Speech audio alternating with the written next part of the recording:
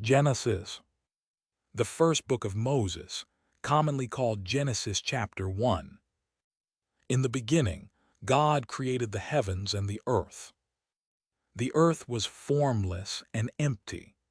Darkness was on the surface of the deep, and God's Spirit was hovering over the surface of the waters. God said, "Let there be light," and there was light. God saw the light and saw that it was good. God divided the light from the darkness. God called the light day, and the darkness he called night. There was evening and there was morning the first day. God said, "Let there be an expanse in the middle of the waters, and let it divide the waters from the waters." God made the expanse, and divided the waters which were under the expanse from the waters which were above the expanse. And it was so. God called the expanse sky. There was evening and there was morning a second day. God said, "Let the waters under the sky be gathered together to one place, and let the dry land appear." And it was so. God called the dry land earth, and the gathering together of the waters he called seas. God saw that it was good. God said, "Let the earth yield grass, herbs yielding seeds, and fruit trees bearing fruit after their kind, with their seeds in it on the earth." And it was so. The earth yielded grass, herbs yielding seed after their kind, and trees bearing fruit, with their seeds in it, after their kind. And God saw that it was good. There was evening and there was morning, a third day. God said, "Let there be lights in the expanse of the sky to divide the day from the night, and let them be for signs to mark seasons, days, and years. And let them be for lights in the expanse of the sky to give light on the earth." And it was so. God made the two great lights, the greater light to rule the day and the lesser light to rule the night. He also made the stars. God set them in the expanse of the sky to give light to the earth, and to rule over the day and over the night, and to divide the light from the darkness. God saw that it was good. There was evening and there was morning, a fourth day. God said, "Let the waters abound with living creatures, and let birds fly above the earth in the open expanse of the sky."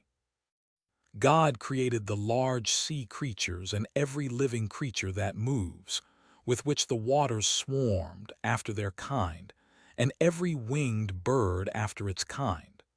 God saw that it was good. God blessed them, saying, "Be fruitful and multiply, and fill the waters in the seas, and let birds multiply on the earth." There was evening and there was morning, a fifth day. God said, "Let the earth produce living creatures after their kind, livestock, creeping things, and animals of the earth after their kind." And it was so. God made the animals of the earth after their kind, and the livestock after their kind, and everything that creeps on the ground after its kind. God saw that it was good. God said, "Let's make man in our image, after our likeness. Let them have dominion over the fish of the sea, and over the birds of the sky, and over the livestock, and over all the earth, and over every creeping thing that creeps on the earth." God created man in his own image. In God's image he created him. Male and female he created them. God blessed them. God said to them, "Be fruitful, multiply, fill the earth, and subdue it. Have dominion over the fish of the sea, over the birds of the sky, and over every living thing that moves on the earth."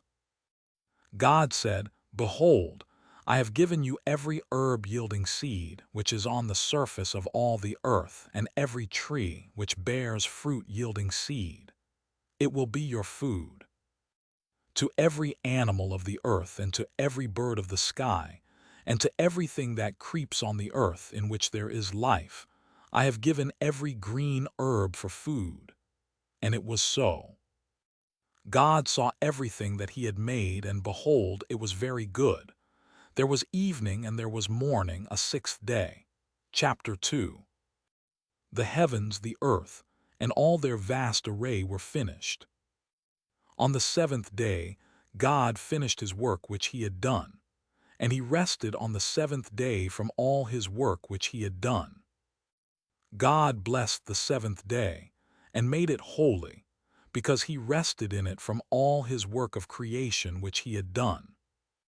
This is the history of the generations of the heavens and of the earth when they were created, in the day that the Lord God made the earth and the heavens. No plant of the field was yet on the earth, and no herb of the field had yet sprung up, for the Lord God had not caused it to rain on the earth. There was not a man to till the ground.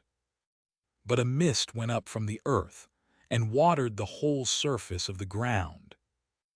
The Lord God formed man from the dust of the ground, and breathed into his nostrils the breath of life, and man became a living soul. The Lord God planted a garden eastward in Eden, and there he put the man whom he had formed. Out of the ground the Lord God made every tree to grow that is pleasant to the sight, and good for food, including the tree of life in the middle of the garden, and the tree of the knowledge of good and evil. A river went out of Eden to water the garden, and from there it was parted and became the source of 4 rivers.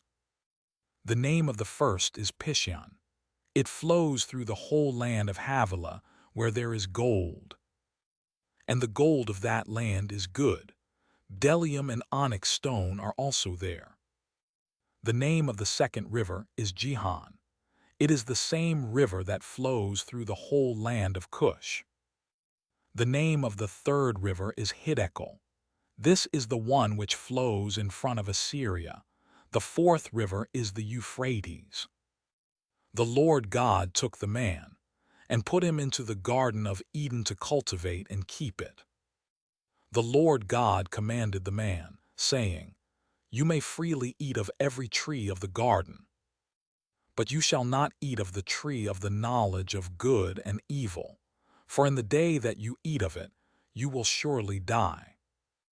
The Lord God said, "It is not good for the man to be alone. I will make him a helper comparable to him."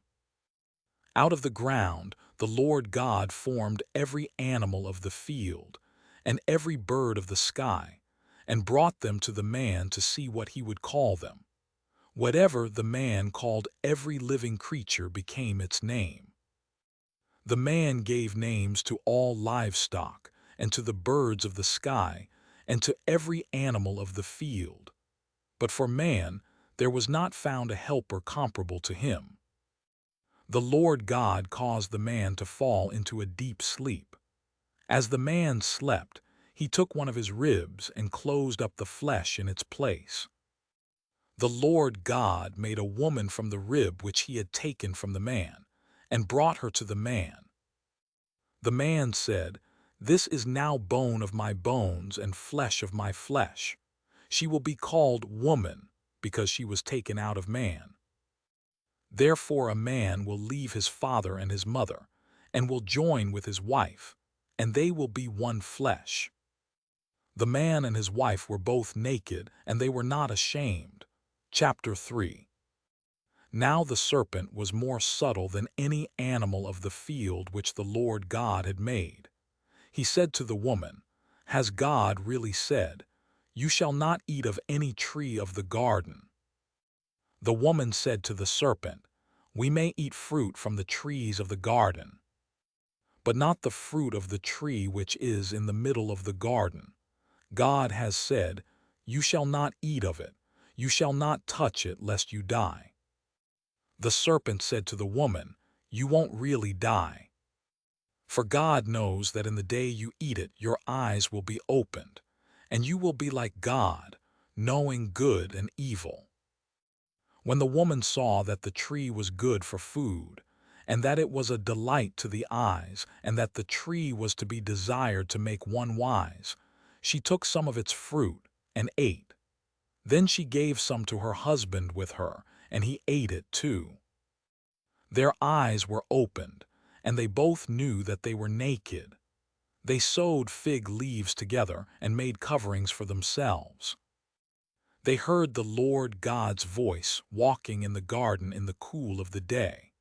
And the man and his wife hid themselves from the presence of the Lord God among the trees of the garden. The Lord God called to the man and said to him, "Where are you?" The man said, "I heard your voice in the garden, and I was afraid because I was naked, so I hid myself." God said, "Who told you that you were naked? Have you eaten from the tree that I commanded you not to eat from?" The man said, "The woman whom you gave to be with me, she gave me fruit from the tree, and I ate it." The Lord God said to the woman, "What have you done?" The woman said, "The serpent deceived me, and I ate." The Lord God said to the serpent, "Because you have done this, you are cursed above all livestock and above every animal of the field. You shall go on your belly, and you shall eat dust all the days of your life. I will put hostility between you and the woman, and between your offspring and her offspring. He will bruise your head, and you will bruise his heel." To the woman he said, "I will greatly multiply your pain in childbirth. You will bear children in pain. Your desire will be for your husband, and he will rule over you." To Adam he said, "Because you have listened to your wife's voice, and have eaten from the tree about which I commanded you, saying, 'You shall not eat of it. The ground is cursed for your sake. You will eat from it with much labor all the days of your life. It will yield thorns and thistles to you, and you will eat the herb of the field. You will eat bread by the sweat of your face until you return to the ground, for you were taken out of it. For you are dust, and you shall return to dust." The man called his wife Eve, because she would be the mother of all the living. The Lord God made garments of animal skins for Adam and for his wife, and clothed them.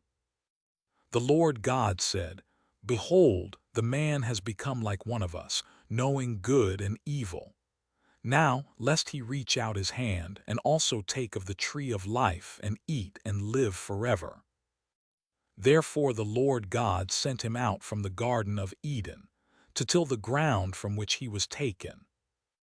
So he drove out the man, and he placed cherubim at the east of the Garden of Eden, and a flaming sword which turned every way, to guard the way to the tree of life. Chapter 4. The man knew Eve his wife. She conceived and gave birth to Cain, and said, "I have gotten a man with the Lord's help." Again she gave birth to Cain's brother Abel. Abel was a keeper of sheep, but Cain was a tiller of the ground. As time passed, Cain brought an offering to the Lord from the fruit of the ground. Abel also brought some of the firstborn of his flock and of its fat. The Lord respected Abel and his offering, but he didn't respect Cain and his offering.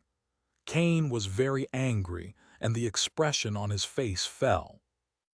The Lord said to Cain, "Why are you angry? Why has the expression of your face fallen? If you do well, won't it be lifted up? If you don't do well, sin crouches at the door. Its desire is for you, but you are to rule over it." Cain said to Abel his brother, "Let's go into the field." While they were in the field, Cain rose up against Abel his brother and killed him. The Lord said to Cain, "Where is Abel your brother?" He said, "I don't know. Am I my brother's keeper?" The Lord said, "What have you done? The voice of your brother's blood cries to me from the ground. Now you are cursed because of the ground, which has opened its mouth to receive your brother's blood from your hand. From now on, when you till the ground, it won't yield its strength to you. You will be a fugitive and a wanderer on the earth." Cain said to the Lord, My punishment is greater than I can bear. Behold, you have driven me out today from the surface of the ground. I will be hidden from your face, and I will be a fugitive and a wanderer on the earth. Whoever finds me will kill me. The Lord said to him, Therefore whoever slays Cain, vengeance will be taken on him sevenfold. The Lord appointed a sign for Cain, so that anyone finding him would not strike him. Cain left the Lord's presence and lived in the land of Nod, east of Eden. Cain knew his wife. She conceived and gave birth to Enoch. He built a city and named the city after the name of his son, Enoch. Irad was born to Enoch. Irad became the father of Mehuel. Mehuel became the father of Methushael. Methushael became the father of Lamech. Lamech took 2 wives. The name of the first one was Adah, and the name of the second one was Zillah. Adah gave birth to Jabal, who was the father of those who dwell in tents and have livestock. His brother's name was Jubal, who was the father of all who handle the harp and pipe. Zillah also gave birth to Tubal-Cain, the forger of every cutting instrument of bronze and iron. Tubal-Cain's sister was Naamah. Lamech said to his wives, Adah and Zillah, hear my voice. You wives of Lamech, listen to my speech, for I have slain a man for wounding me, a young man for bruising me. If Cain will be avenged 7 times, truly Lamech 77 times. Adam knew his wife again.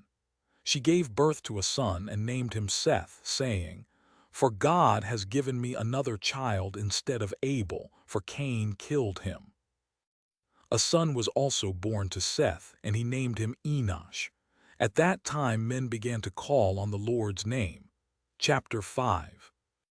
This is the book of the generations of Adam. In the day that God created man, he made him in God's likeness. He created them male and female, and blessed them. On the day they were created, he named them Adam. Adam lived 130 years, and became the father of a son in his own likeness, after his image, and named him Seth. The days of Adam after he became the father of Seth were 800 years, and he became the father of other sons and daughters.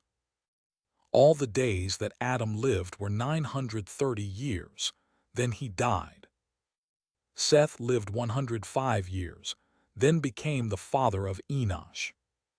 Seth lived after he became the father of Enosh 807 years, and became the father of other sons and daughters. All of the days of Seth were 912 years, then he died. Enosh lived 90 years, and became the father of Kenan. Enosh lived after he became the father of Kenan 815 years, and became the father of other sons and daughters. All of the days of Enosh were 905 years, then he died. Kenan lived 70 years, then became the father of Mahalalel. Kenan lived after he became the father of Mahalalel 840 years, and became the father of other sons and daughters. And all of the days of Kenan were 910 years, then he died. Mahalalel lived 65 years, then became the father of Jard. Mahalalel lived after he became the father of Jard 830 years, and became the father of other sons and daughters. All of the days of Mahalalel were 895 years, then he died. Jard lived 162 years, then became the father of Enoch. Jard lived after he became the father of Enoch 800 years, and became the father of other sons and daughters. All of the days of Jard were 962 years, then he died. Enoch lived 65 years, then became the father of Methuselah. After Methuselah's birth, Enoch walked with God for 300 years and became the father of more sons and daughters. All the days of Enoch were 365 years. Enoch walked with God, and he was not found, for God took him. Methuselah lived 187 years, then became the father of Lamech. Methuselah lived after he became the father of Lamech 782 years, and became the father of other sons and daughters. All the days of Methuselah were 969 years, then he died. Lamech lived 182 years, then became the father of a son. He named him Noah, saying, "This one will comfort us in our work and in the toil of our hands, caused by the ground which the Lord has cursed." Lamech lived after he became the father of Noah 595 years, and became the father of other sons and daughters. All the days of Lamech were 777 years, then he died. Noah was 500 years old, then Noah became the father of Shem, Ham, and Japheth. Chapter 6. When men began to multiply on the surface of the ground, and daughters were born to them. God's sons saw that men's daughters were beautiful, and they took any that they wanted for themselves as wives. The Lord said, "My spirit will not strive with man forever, because he also is flesh. So his days will be 120 years. The Nephilim were on the earth in those days, and also after that, when God's sons came into men's daughters and had children with them. Those were the mighty men who were of old, men of renown. The Lord saw that the wickedness of man was great on the earth, and that every imagination of the thoughts of man's heart was continually only evil. The Lord was sorry that he had made man on the earth, and it grieved him in his heart. The Lord said, "I will destroy man whom I have created from the surface of the ground, man, along with animals, creeping things, and birds of the sky, for I am sorry that I have made them." But Noah found favor in the Lord's eyes. This is the history of the generations of Noah. Noah was a righteous man, blameless among the people of his time. Noah walked with God. Noah became the father of 3 sons, Shem, Ham, and Japheth. The earth was corrupt before God, and the earth was filled with violence. God saw the earth, and saw that it was corrupt, for all flesh had corrupted their way on the earth. God said to Noah, "I will bring an end to all flesh, for the earth is filled with violence through them. Behold, I will destroy them and the earth. Make a ship of gopher wood. You shall make rooms in the ship, and shall seal it inside and outside with pitch. This is how you shall make it. The length of the ship shall be 300 cubits, its width 50 cubits, and its height 30 cubits. You shall make a roof in the ship, and you shall finish it to a cubit upward. You shall set the door of the ship in its side. You shall make it with lower, second, and third levels. Even I, will bring the flood of waters on this earth, to destroy all flesh having the breath of life from under the sky. Everything that is on the earth will die. But I will establish my covenant with you.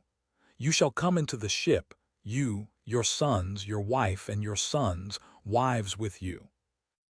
Of every living thing of all flesh, you shall bring 2 of every sort into the ship, to keep them alive with you. They shall be male and female.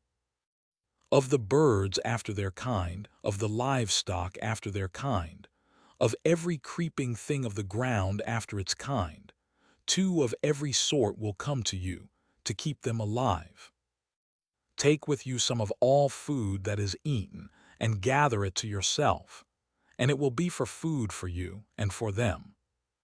Thus Noah did, he did all that God commanded him. Chapter 7.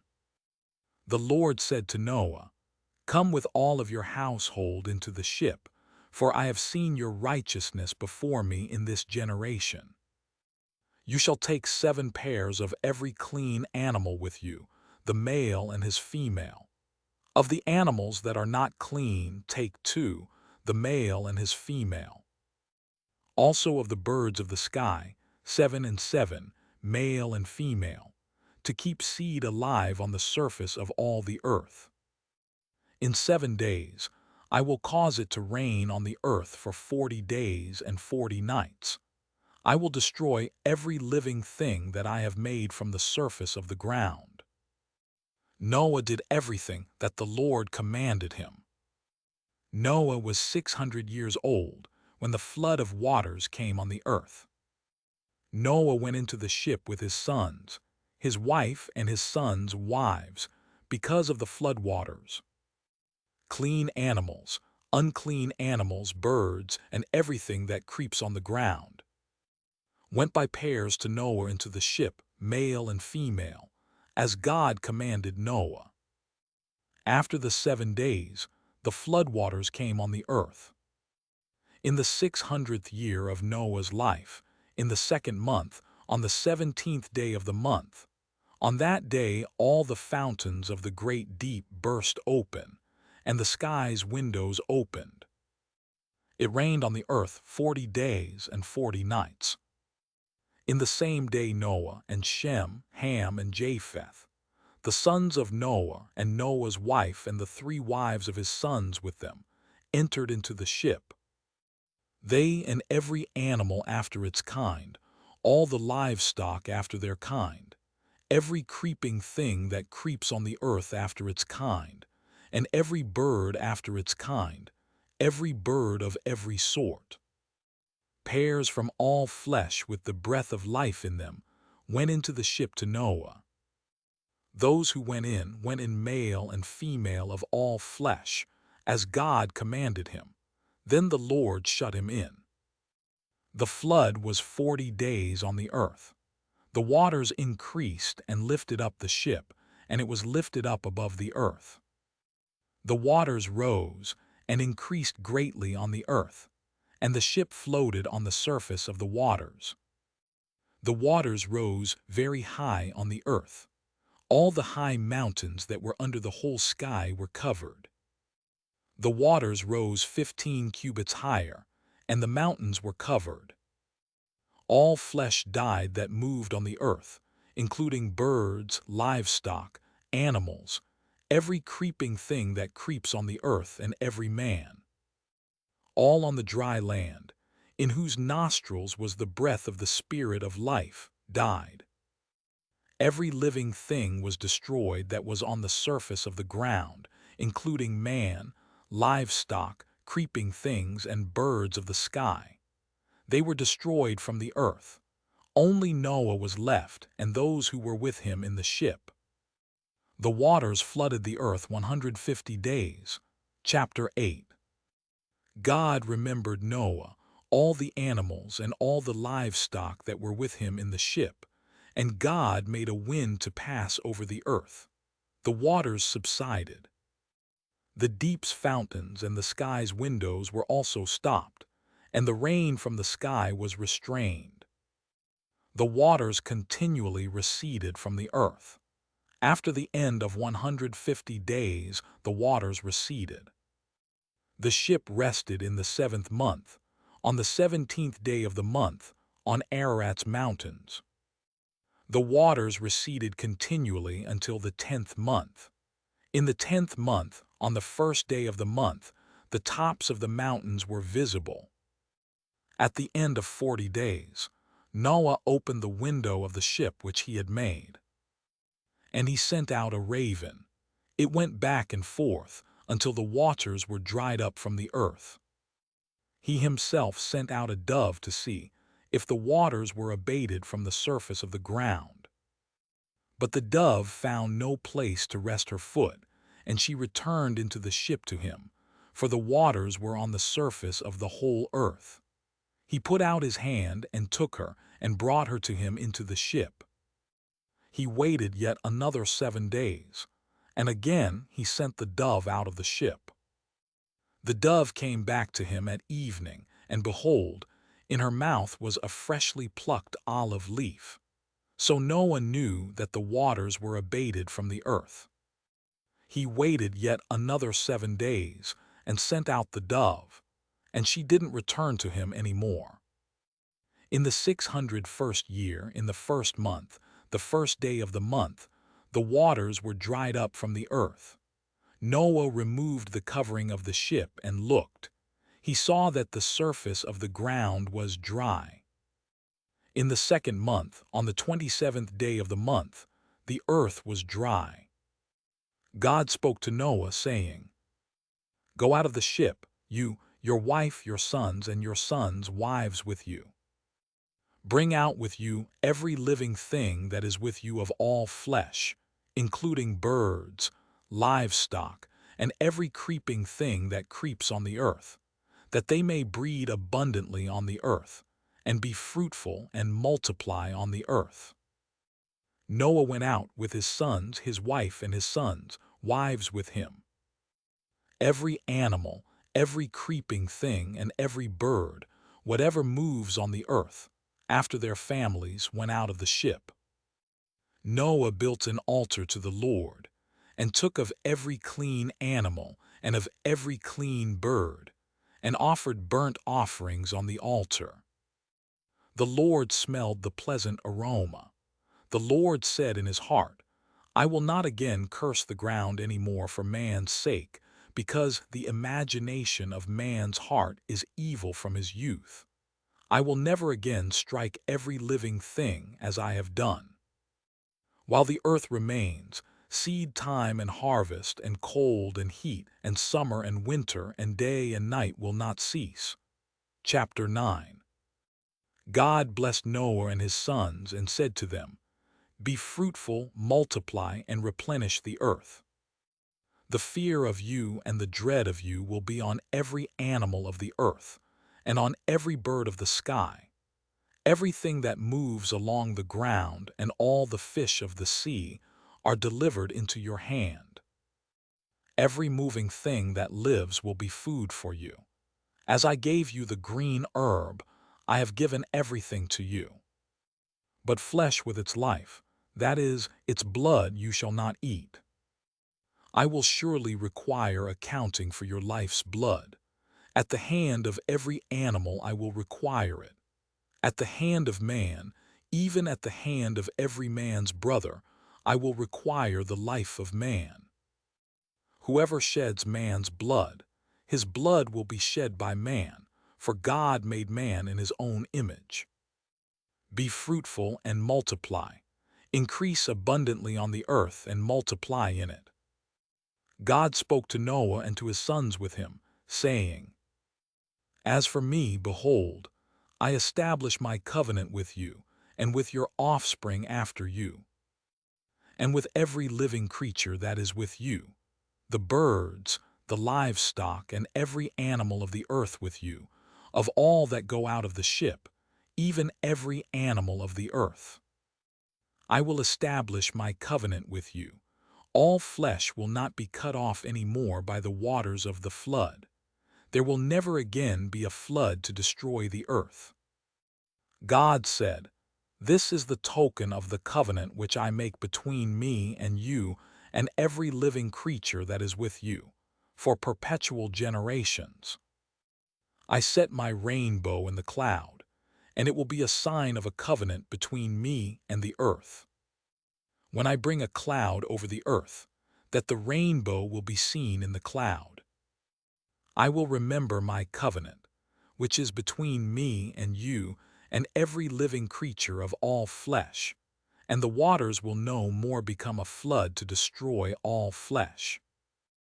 The rainbow will be in the cloud. I will look at it, that I may remember the everlasting covenant between God and every living creature of all flesh that is on the earth." God said to Noah, "This is the token of the covenant which I have established between me and all flesh that is on the earth." The sons of Noah who went out from the ship were Shem, Ham, and Japheth. Ham is the father of Canaan. These three were the sons of Noah, and from these the whole earth was populated. Noah began to be a farmer and planted a vineyard. He drank of the wine and got drunk. He was uncovered within his tent. Ham, the father of Canaan, saw the nakedness of his father and told his two brothers outside. Shem and Japheth took a garment and laid it on both their shoulders, went in backwards and covered the nakedness of their father. Their faces were backwards, and they didn't see their father's nakedness. Noah awoke from his wine and knew what his youngest son had done to him. He said, "Canaan is cursed. He will be a servant of servants to his brothers." He said, "Blessed be the Lord, the God of Shem. Let Canaan be his servant. May God enlarge Japheth. Let him dwell in the tents of Shem. Let Canaan be his servant." Noah lived 350 years after the flood. All the days of Noah were 950 years, and then he died. Chapter 10. Now this is the history of the generations of the sons of Noah, and of Shem, Ham, and Japheth. Sons were born to them after the flood. The sons of Japheth were Gomer, Magog, Madai, Javan, Tubal, Meshech, and Tiras. The sons of Gomer were Ashkenaz, Ripheth, and Togarmah. The sons of Javan were Elisha, Tarshish, Kittim, and Dadanim. Of these were the islands of the nations divided in their lands, every one after his language, after their families, in their nations. The sons of Ham were Cush, Mizraim, Put, and Canaan. The sons of Cush were Seba, Havilah, Sabta, Rama, and Sabteca. The sons of Rama were Sheba and Dedan. Cush became the father of Nimrod. He began to be a mighty one on the earth. He was a mighty hunter before the Lord. Therefore it is said, like Nimrod, a mighty hunter before the Lord. The beginning of his kingdom was Babel, Erech, Akkad, and Calneh, in the land of Shinar. Out of that land he went into Assyria, and built Nineveh, Rehoboth Calah, and Rezin between Nineveh and the great city Calah. Mizraim became the father of Ludim, Anamim, Lehabim, Naphtuhim. Pathrusim, Casluhim, which the Philistines descended from, and Caphdorim. Canaan became the father of Sidon, his firstborn, Heth. The Jebusites, the Amorites, the Girgashites. The Hivites, the Archites, the Sinites. The Arvadites, the Zemarites, and the Hamathites. Afterward the families of the Canaanites were spread abroad. The border of the Canaanites was from Sidon, as you go toward Gerar, to Gaza, as you go toward Sodom, Gomorrah, Admah, and Zebbaim, to Lasha. These are the sons of Ham, after their families, according to their languages, in their lands and their nations. Children were also born to Shem, the elder brother of Japheth, the father of all the children of Eber. The sons of Shem were Elam, Asher, Arpachshad, Lud, and Aram. The sons of Aram were Uz, Hul, Gether, and Mash. Arpachshad became the father of Shelah. Shelah became the father of Eber. To Eber were born two sons. The name of the one was Peleg, for in his days the earth was divided. His brother's name was Joktan. Joktan became the father of Almodad, Sheleph, Hazarmaveth, Jerah. Hadoram, Uzal, Dikla. Obal, Abimael, Sheba. Ophir, Havilah, and Jobab. All these were the sons of Joktan. Their dwelling extended from Mesha, as you go toward Sephar, the mountain of the east. These are the sons of Shem, by their families, according to their languages, lands, and nations. These are the families of the sons of Noah, by their generations, according to their nations. The nations divided from these on the earth after the flood. Chapter 11. The whole earth was of one language and of one speech. As they traveled east, they found a plain in the land of Shinar, and they lived there. They said to one another, "Come, let's make bricks and burn them thoroughly." They had brick for stone, and they used tar for mortar. They said, "Come, let's build ourselves a city, and a tower whose top reaches to the sky, and let's make a name for ourselves, lest we be scattered abroad on the surface of the whole earth." The Lord came down to see the city and the tower, which the children of men built. The Lord said, "Behold, they are one people, and they all have one language, and this is what they begin to do. Now nothing will be withheld from them, which they intend to do. Come, let's go down, and there confuse their language, that they may not understand one another's speech." So the Lord scattered them abroad from there on the surface of all the earth. They stopped building the city.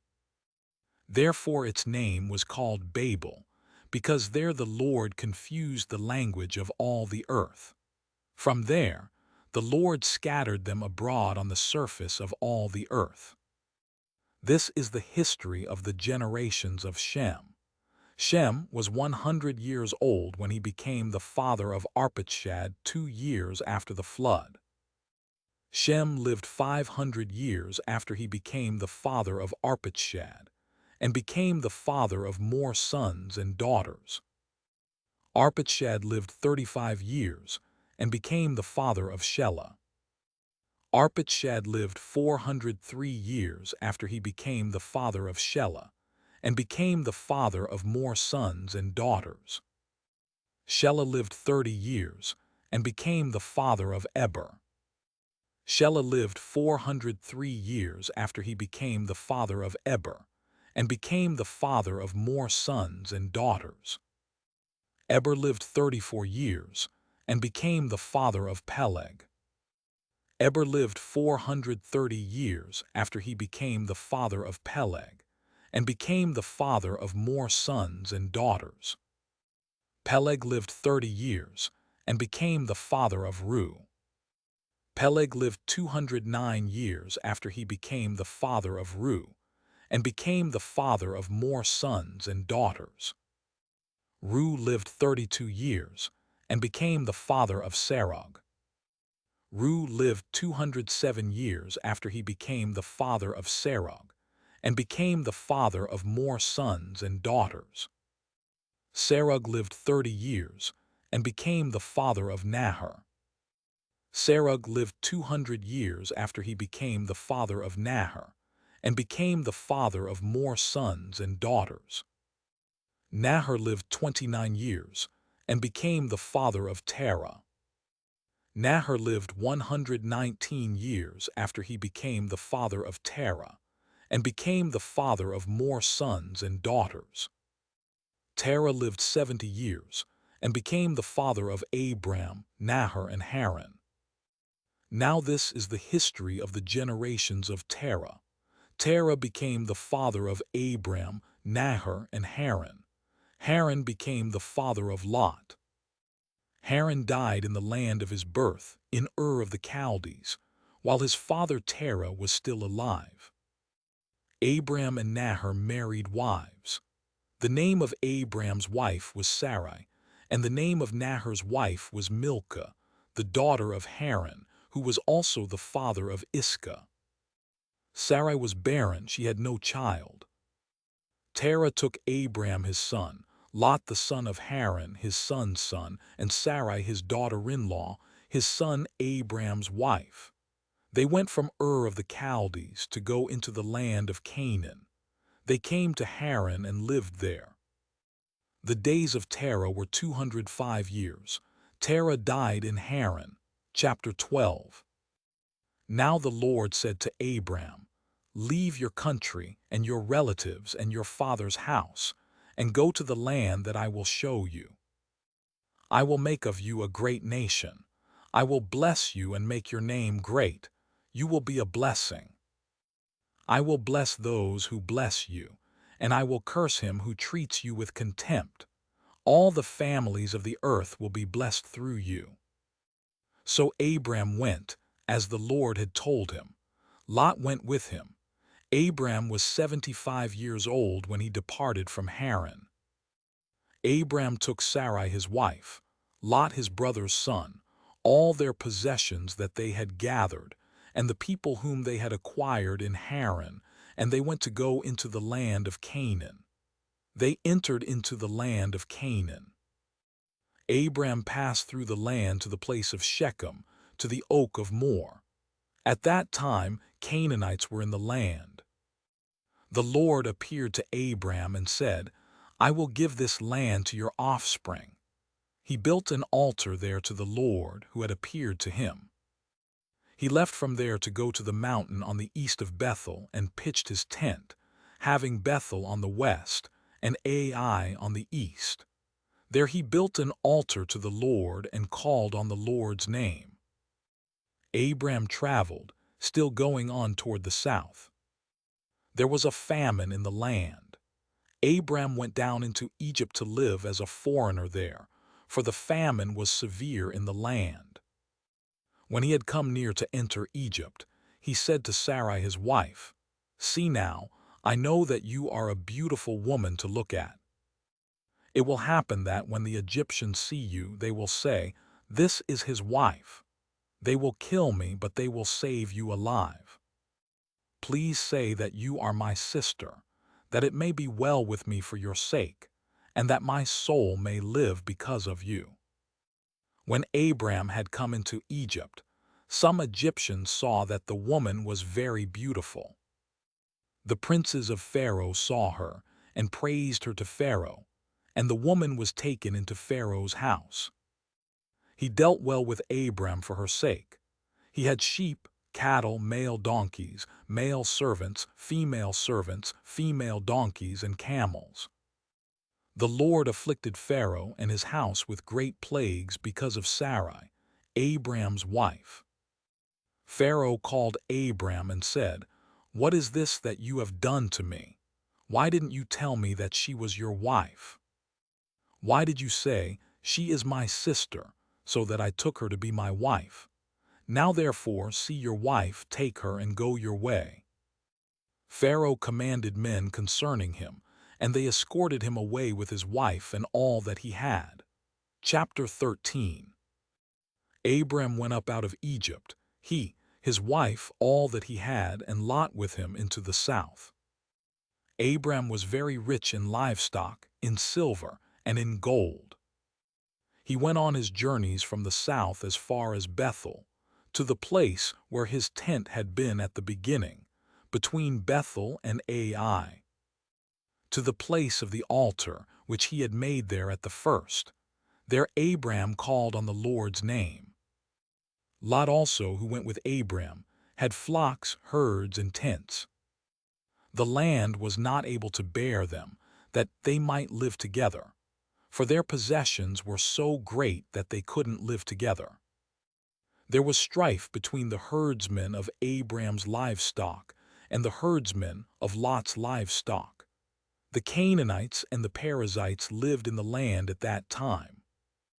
Abram said to Lot, "Please, let there be no strife between you and me, and between your herdsmen and my herdsmen, for we are relatives. Isn't the whole land before you? Please separate yourself from me. If you go to the left hand, then I will go to the right, or if you go to the right hand, then I will go to the left." Lot lifted up his eyes and saw all the plain of the Jordan, that it was well watered everywhere, before the Lord destroyed Sodom and Gomorrah, like the garden of the Lord, like the land of Egypt, as you go to Zoar. So Lot chose the plain of the Jordan for himself. Lot traveled east, and they separated themselves from one another. Abram lived in the land of Canaan, and Lot lived in the cities of the plain, and moved his tent as far as Sodom. Now the men of Sodom were exceedingly wicked, and sinners against the Lord. The Lord said to Abram after Lot was separated from him, "Now lift up your eyes, and look from the place where you are, northward and southward and eastward and westward. For I will give all the land which you see to you, and to your offspring forever. I will make your offspring as the dust of the earth, so that if a man can count the dust of the earth, then your offspring may also be counted. Arise, walk through the land in its length and in its width, for I will give it to you. Abram moved his tent, and came and lived by the oaks of Mamre which are in Hebron, and built an altar there to the Lord. Chapter 14. In the days of Amraphel king of Shinar, Arioch king of Elasar, Chedorlaomer king of Elam, and Tidal king of Goyim, they made war with Berah king of Sodom, Bersha king of Gomorrah, Shinab king of Admah, Shemeber king of Zebim, and the king of Bela also called Zor. All these joined together in the valley of Siddim, also called the Salt Sea. They served Chedorlaomer for 12 years, and in the 13th year they rebelled. In the 14th year, Chedorlaomer and the kings who were with him came and struck the Rephaim in Ashtaroth Karnaim, the Zuzim in Ham, the Emim in Shaveh Kiriathaim, and the Horites in their Mount Seir to El Paran, which is by the wilderness. They returned and came to En-Mishpat, also called Kadesh, and struck all the country of the Amalekites, and also the Amorites that lived in Hazaz and Tamar. The king of Sodom and the king of Gomorrah, the king of Admah, the king of Zebim and the king of Bela, also called Zor, went out, and they set the battle in array against them in the valley of Siddim. Against Chedorlaomer king of Elam, Tidal king of Goyim, Amraphel king of Shinar, and Arioch king of Elasar, 4 kings against the 5. Now the valley of Siddim was full of tar pits, and the kings of Sodom and Gomorrah fled, and some fell there. Those who remained fled to the hills. They took all the goods of Sodom and Gomorrah, and all their food, and went their way. They took Lot, Abram's brother's son, who lived in Sodom, and his goods, and departed. One who had escaped came and told Abram the Hebrew. At that time he lived by the oaks of Mamre, the Amorite, brother of Eshcol and brother of Aner. They were allies of Abram. When Abram heard that his relative was taken captive, he led out his 318 trained men, born in his house, and pursued as far as Dan. He divided himself against them by night, he and his servants, and struck them, and pursued them to Hobah, which is on the left hand of Damascus. He brought back all the goods, and also brought back his relative Lot and his goods, and the women also, and the other people. The king of Sodom went out to meet him after his return from the slaughter of Chedorlaomer, and the kings who were with him, at the valley of Shaveh, that is, the king's valley. Melchizedek king of Salem brought out bread and wine.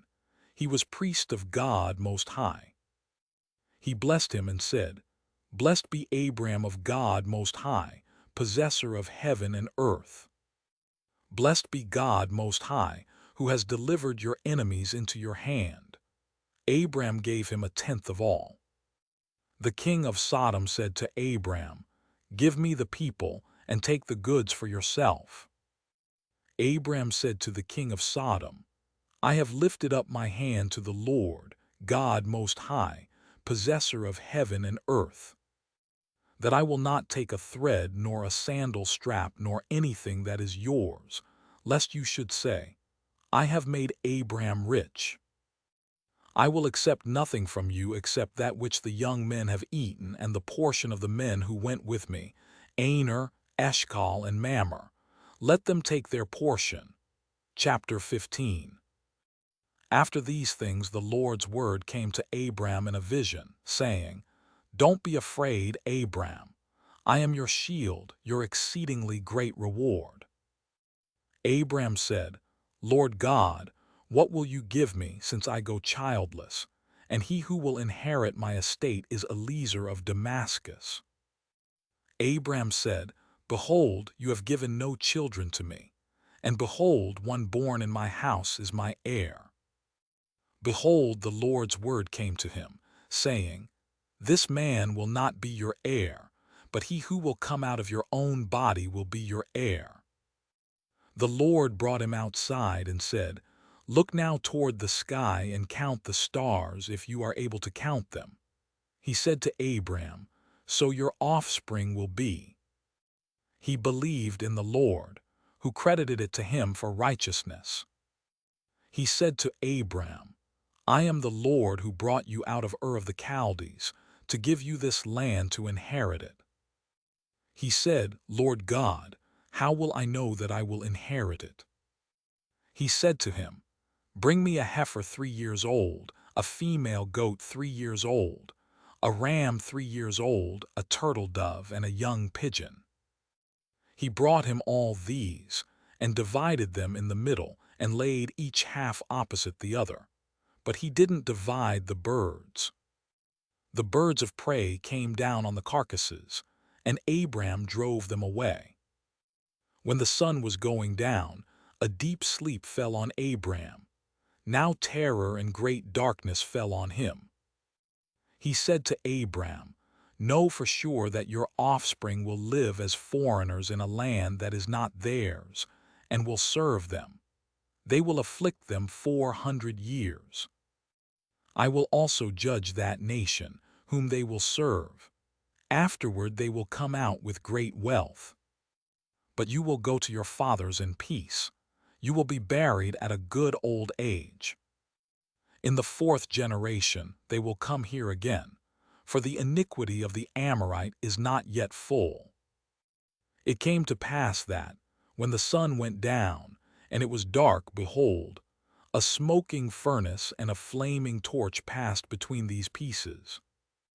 In that day the Lord made a covenant with Abram, saying, I have given this land to your offspring from the river of Egypt to the great river, the river Euphrates, the land of the Kenites, the Kenizzites, the Cadmonites, the Hittites, the Perizzites, the Rephaim, the Amorites, the Canaanites, the Girgashites, and the Jebusites.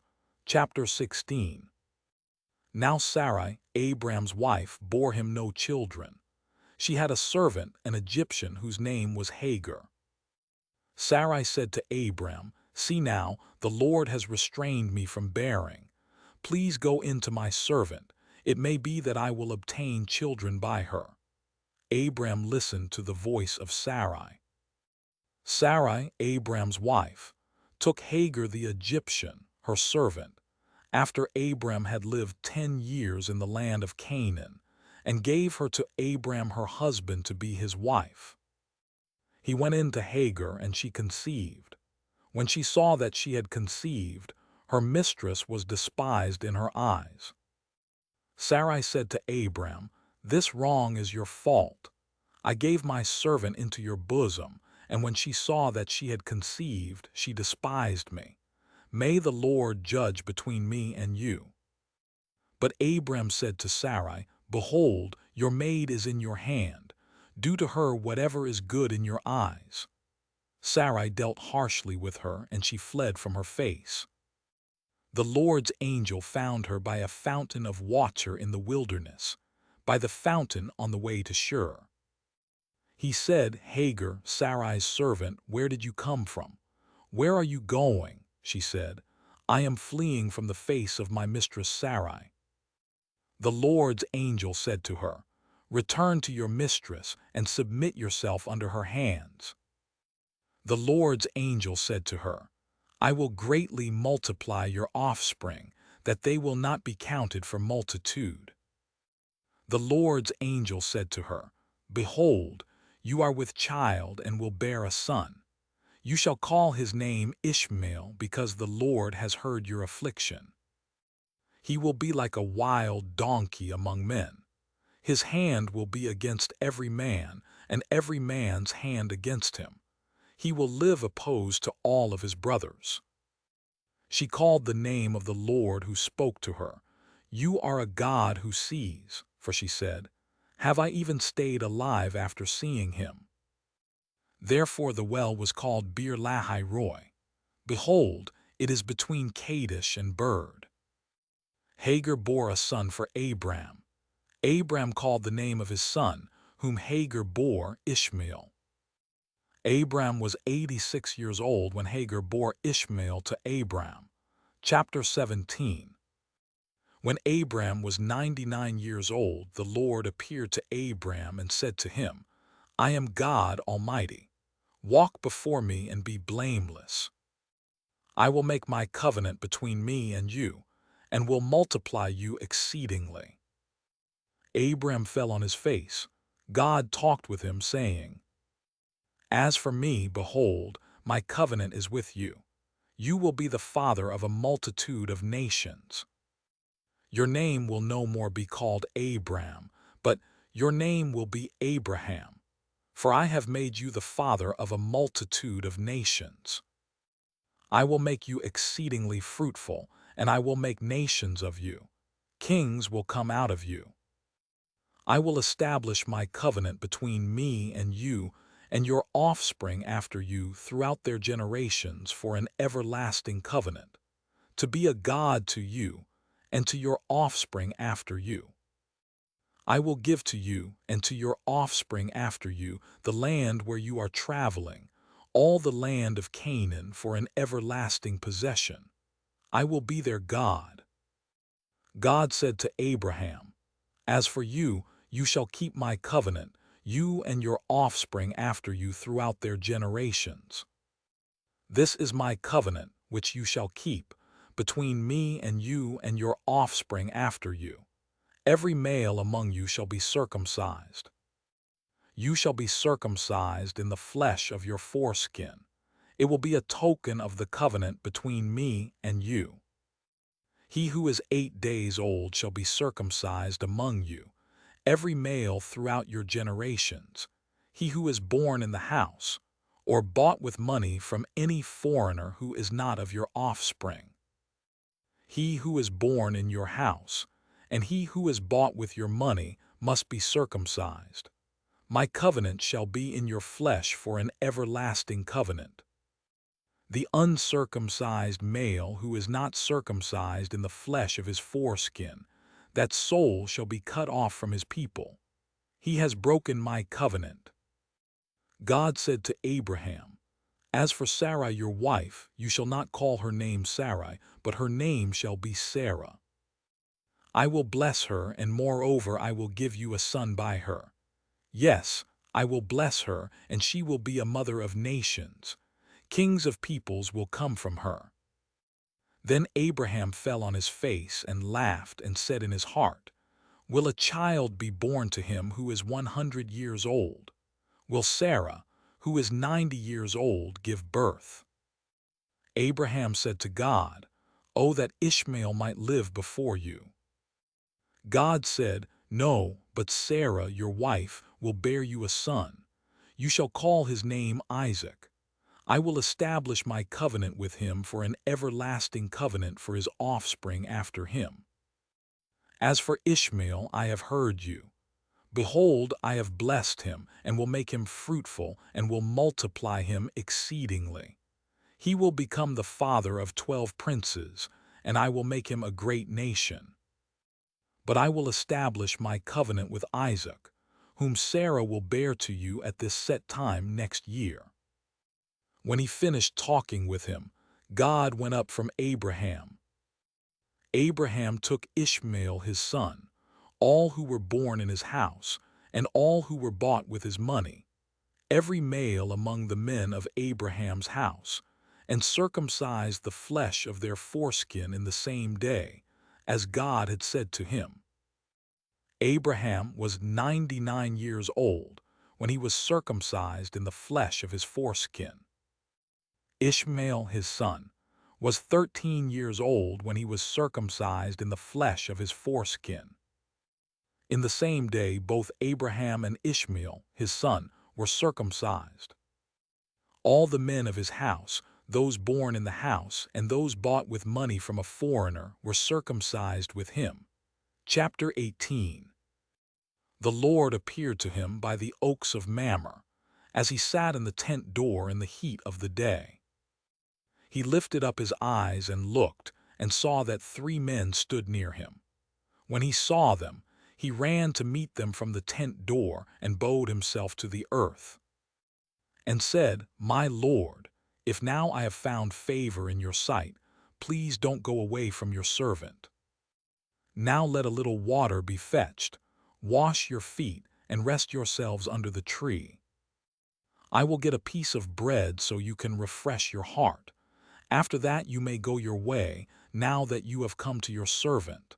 They said, "Very well, do as you have said." Abraham hurried into the tent to Sarah and said, "Quickly prepare 3 seahs of fine meal, knead it, and make cakes." Abraham ran to the herd and fetched a tender and good calf, and gave it to the servant. He hurried to dress it. He took butter, milk, and the calf which he had dressed, and set it before them.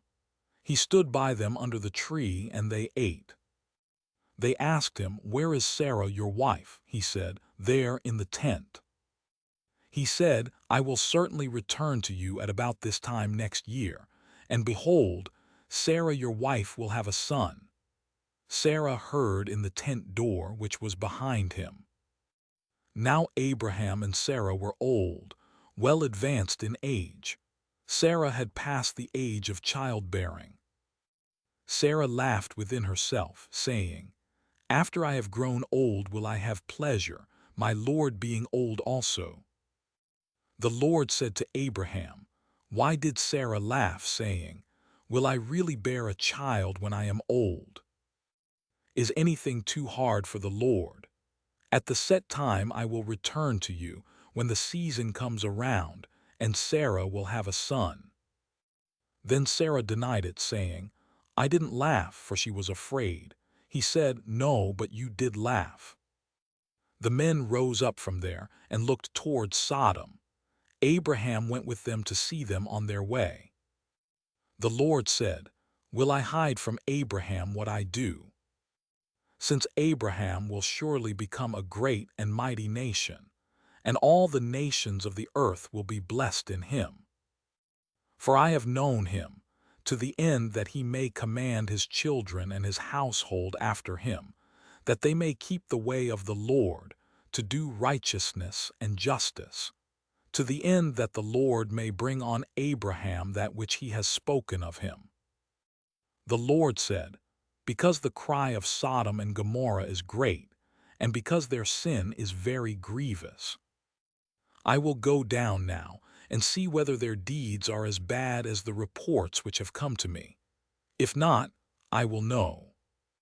The men turned from there and went towards Sodom, but Abraham stood yet before the Lord.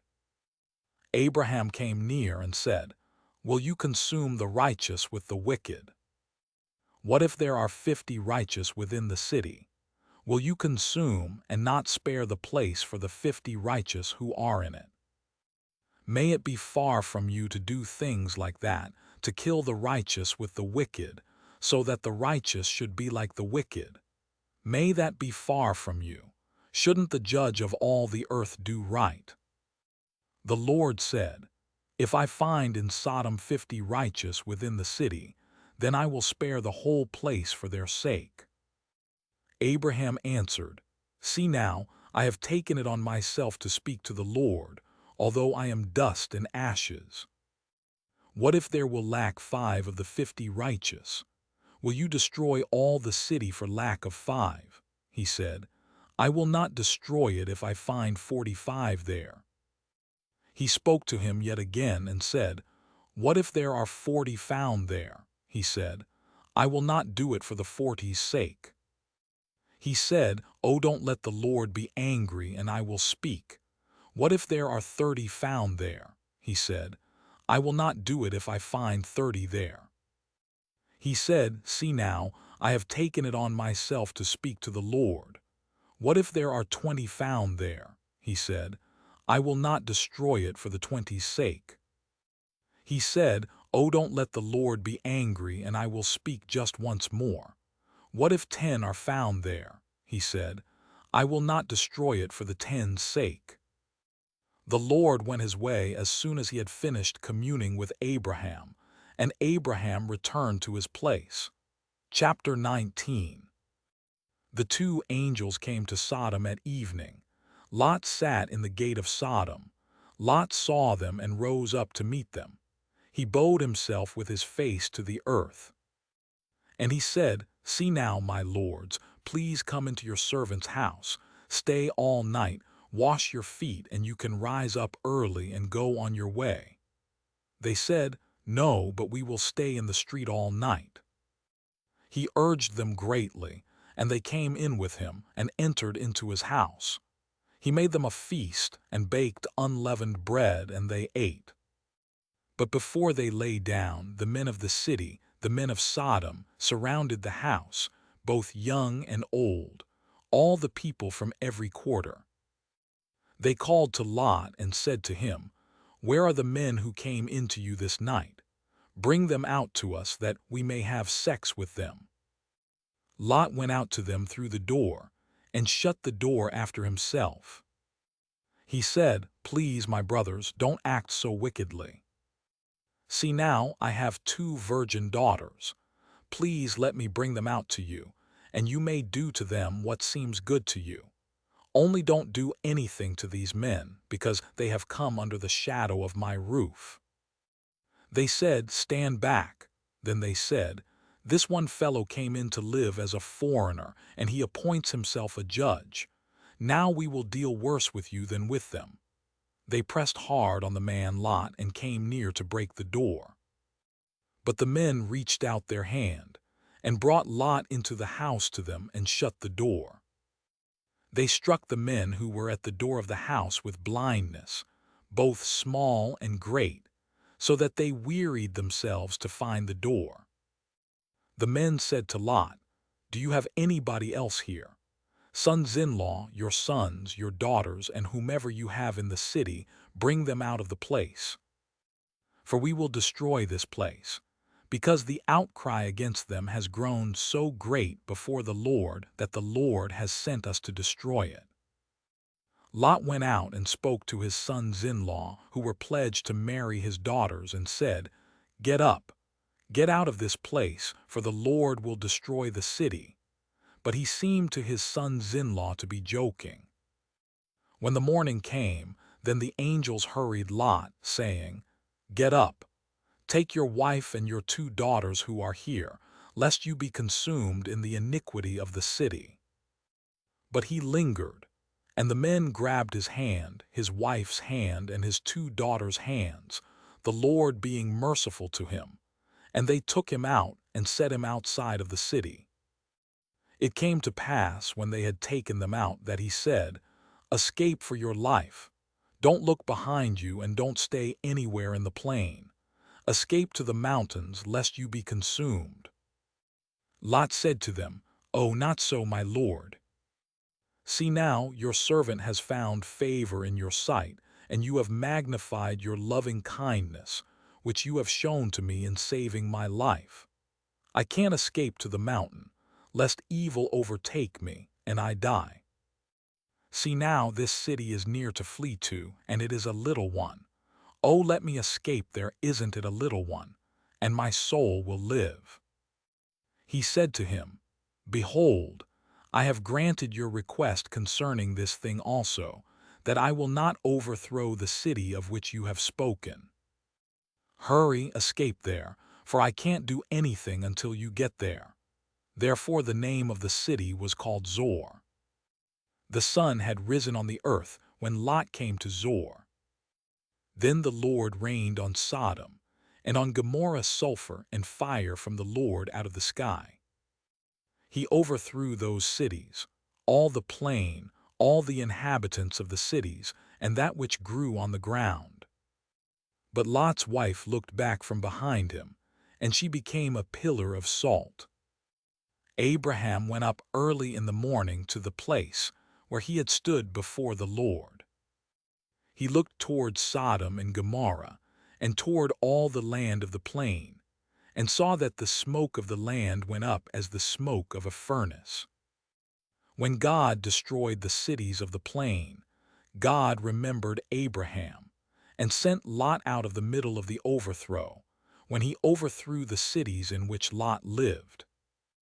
Lot went up out of Zoar and lived in the mountain, and his 2 daughters with him, for he was afraid to live in Zoar. He lived in a cave with his 2 daughters. The firstborn said to the younger, "Our father is old, and there is not a man on the earth to come into us in the way of all the earth. Come, let's make our father drink wine, and we will lie with him, that we may preserve our father's family line." They made their father drink wine that night, and the firstborn went in and lay with her father. He didn't know when she lay down, nor when she arose. It came to pass on the next day that the firstborn said to the younger, "Behold, I lay last night with my father. Let's make him drink wine again tonight. You go in and lie with him, that we may preserve our father's family line." They made their father drink wine that night also.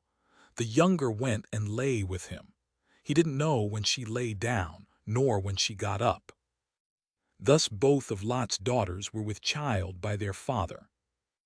The firstborn bore a son, and named him Moab. He is the father of the Moabites to this day. The younger also bore a son, and called his name Ben-Ammi. He is the father of the children of Ammon to this day. Chapter 20. Abraham traveled from there toward the land of the south, and lived between Kadesh and Shur. He lived as a foreigner in Gerar. Abraham said about Sarah his wife, "She is my sister." Abimelech king of Gerar sent and took Sarah. But God came to Abimelech in a dream of the night and said to him, "Behold, you are a dead man because of the woman whom you have taken, for she is a man's wife." Now Abimelech had not come near her. He said, "Lord, will you kill even a righteous nation? Didn't he tell me she is my sister?" She, even she herself, said, "He is my brother." I have done this in the integrity of my heart and the innocence of my hands. God said to him in the dream, "Yes, I know that in the integrity of your heart you have done this, and I also withheld you from sinning against me. Therefore I didn't allow you to touch her. Now therefore restore the man's wife, for he is a prophet, and he will pray for you and you will live. If you don't restore her, know for sure that you will die, you and all who are yours." Abimelech rose early in the morning and called all his servants, and told all these things in their ear. The men were very scared. Then Abimelech called Abraham and said to him, "What have you done to us? How have I sinned against you, that you have brought on me and on my kingdom a great sin? You have done deeds to me that ought not to be done." Abimelech said to Abraham, "What did you see that you have done this thing?" Abraham said, "Because I thought, surely the fear of God is not in this place. They will kill me for my wife's sake. Besides, she is indeed my sister, the daughter of my father, but not the daughter of my mother, and she became my wife. When God caused me to wander from my father's house, I said to her, 'This is your kindness which you shall show to me. Everywhere that we go, say of me, he is my brother.' Abimelech took sheep and cattle, male servants and female servants, and gave them to Abraham, and restored Sarah, his wife, to him. Abimelech said, 'Behold, my land is before you. Dwell where it pleases you.' To Sarah he said, 'Behold, I have given your brother 1,000 pieces of silver. Behold, it is for you a covering of the eyes to all that are with you. In front of all you are vindicated.' Abraham prayed to God. So God healed Abimelech, his wife, and his female servants, and they bore children. For the Lord had closed up tight all the wombs of the house of Abimelech because of Sarah, Abraham's wife. Chapter 21. The Lord visited Sarah as he had said, and the Lord did to Sarah as he had spoken. Sarah conceived, and bore Abraham a son in his old age, at the set time of which God had spoken to him. Abraham called his son who was born to him, whom Sarah bore to him, Isaac. Abraham circumcised his son Isaac when he was 8 days old, as God had commanded him. Abraham was 100 years old when his son, Isaac, was born to him. Sarah said, God has made me laugh. Everyone who hears will laugh with me. She said, who would have said to Abraham that Sarah would nurse children? For I have borne him a son in his old age. The child grew and was weaned. Abraham made a great feast on the day that Isaac was weaned. Sarah saw the son of Hagar the Egyptian, whom she had borne to Abraham, mocking. Therefore she said to Abraham, cast out this servant and her son, for the son of this servant will not be heir with my son Isaac. The thing was very grievous in Abraham's sight on account of his son. God said to Abraham, don't let it be grievous in your sight because of the boy and because of your servant. In all that Sarah says to you, listen to her voice, for your offspring will be named through Isaac. I will also make a nation of the son of the servant, because he is your child. Abraham rose up early in the morning and took bread and a container of water and gave it to Hagar, putting it on her shoulder, and gave her the child and sent her away. She departed and wandered in the wilderness of Beersheba. The water in the container was spent, and she put the child under one of the shrubs. She went and sat down opposite him, a good way off, about a bow shot away, for she said, don't let me see the death of the child. She sat opposite him and lifted up her voice and wept. God heard the voice of the boy. The angel of God called to Hagar out of the sky and said to her, what troubles you, Hagar? Don't be afraid, for God has heard the voice of the boy where he is. Get up, lift up the boy, and hold him with your hand, for I will make him a great nation. God opened her eyes, and she saw a well of water. She went, filled the container with water, and gave the boy a drink. God was with the boy, and he grew. He lived in the wilderness, and as he grew up he became an archer. He lived in the wilderness of Paran. His mother got a wife for him out of the land of Egypt. At that time, Abimelech and Phicol, the captain of his army, spoke to Abraham, saying, God is with you in all that you do. Now, therefore, swear to me here by God that you will not deal falsely with me, nor with my son, nor with my son's son. But according to the kindness that I have done to you, you shall do to me, and to the land in which you have lived as a foreigner. Abraham said, I will swear.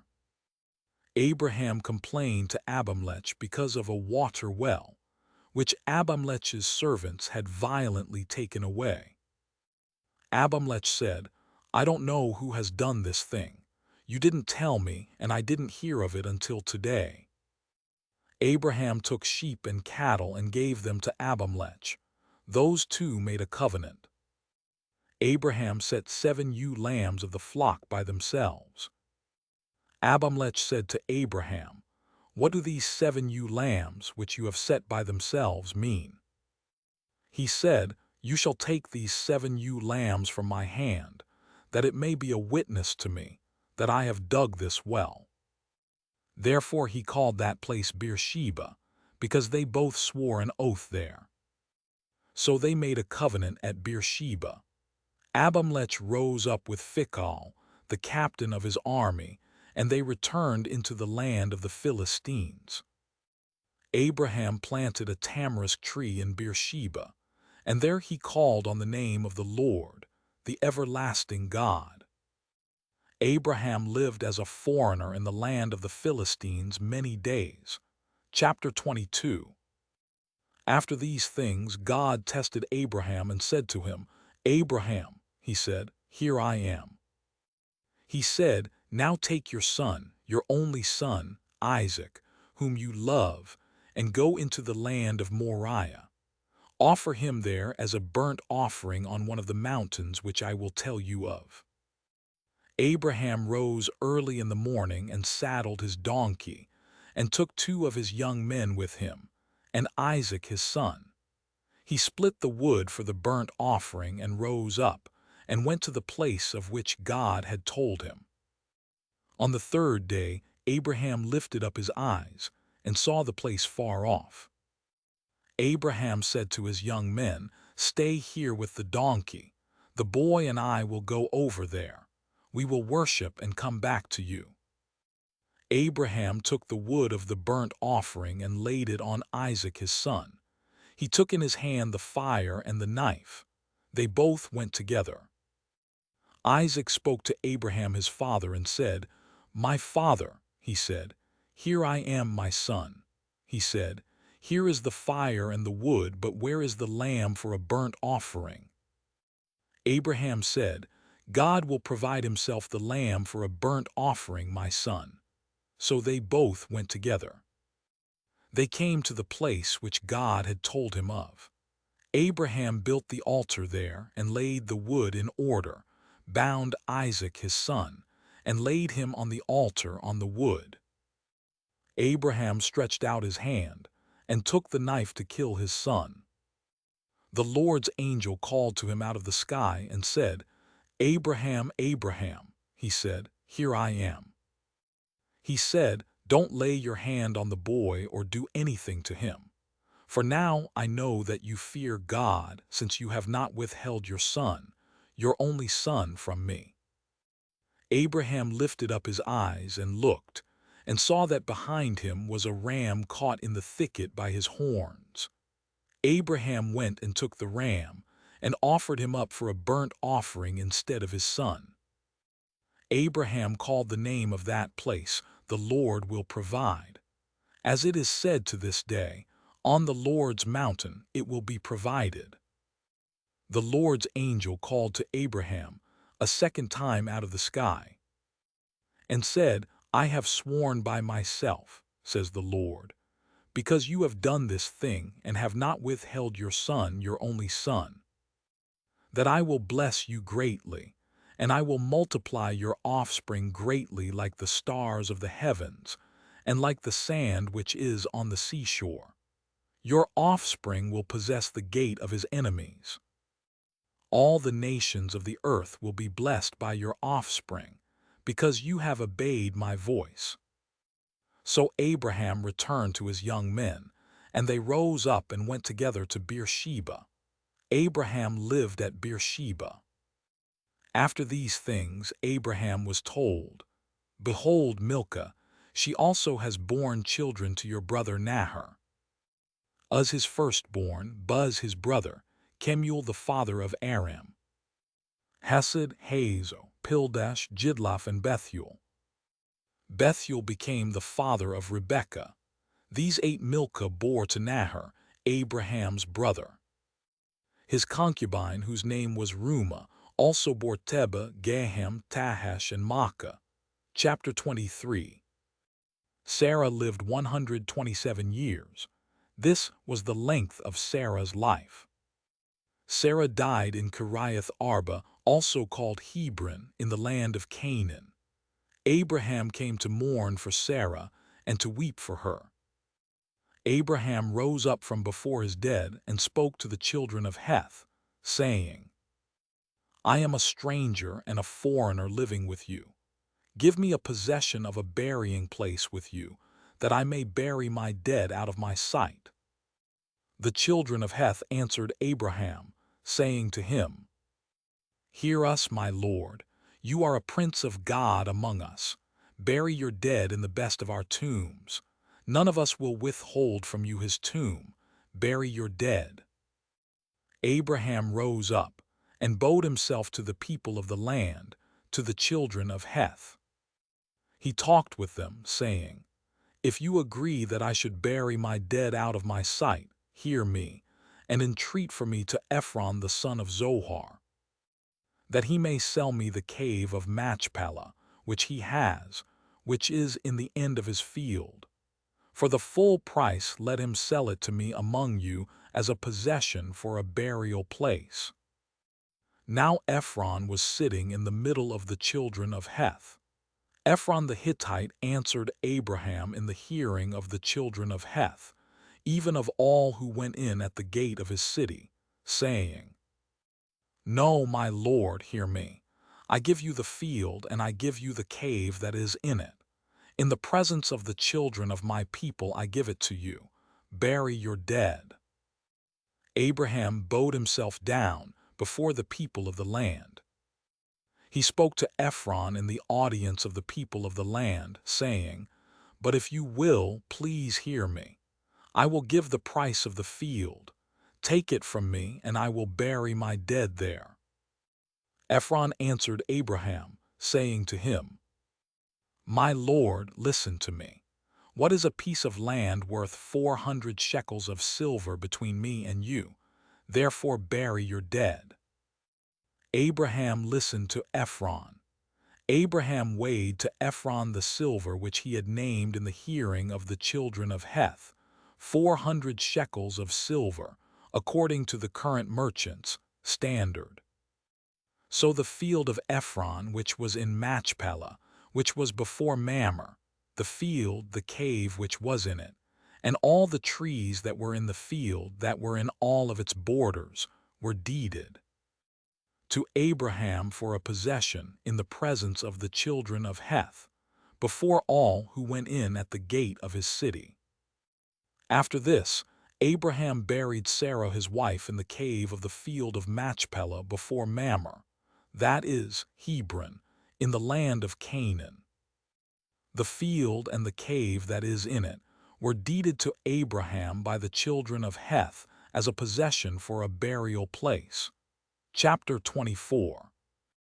Abraham was old and well advanced in age. The Lord had blessed Abraham in all things. Abraham said to his servant, the elder of his house, who ruled over all that he had, "Please put your hand under my thigh. I will make you swear by the Lord, the God of heaven and the God of the earth, that you shall not take a wife for my son of the daughters of the Canaanites, among whom I live. But you shall go to my country and to my relatives, and take a wife for my son Isaac."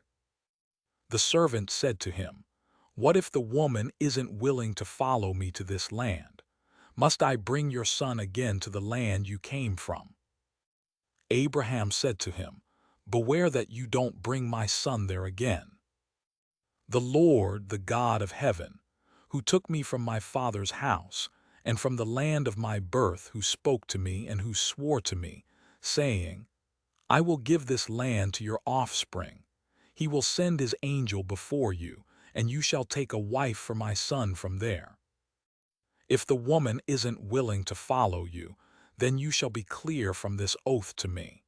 Only you shall not bring my son there again." The servant put his hand under the thigh of Abraham his master, and swore to him concerning this matter. The servant took 10 of his master's camels and departed, having a variety of good things of his master's with him. He arose and went to Mesopotamia, to the city of Nahor. He made the camels kneel down outside the city by the well of water at the time of evening, the time that women go out to draw water. He said, "Lord, the God of my master Abraham, please give me success today, and show kindness to my master Abraham. Behold, I am standing by the spring of water. The daughters of the men of the city are coming out to draw water.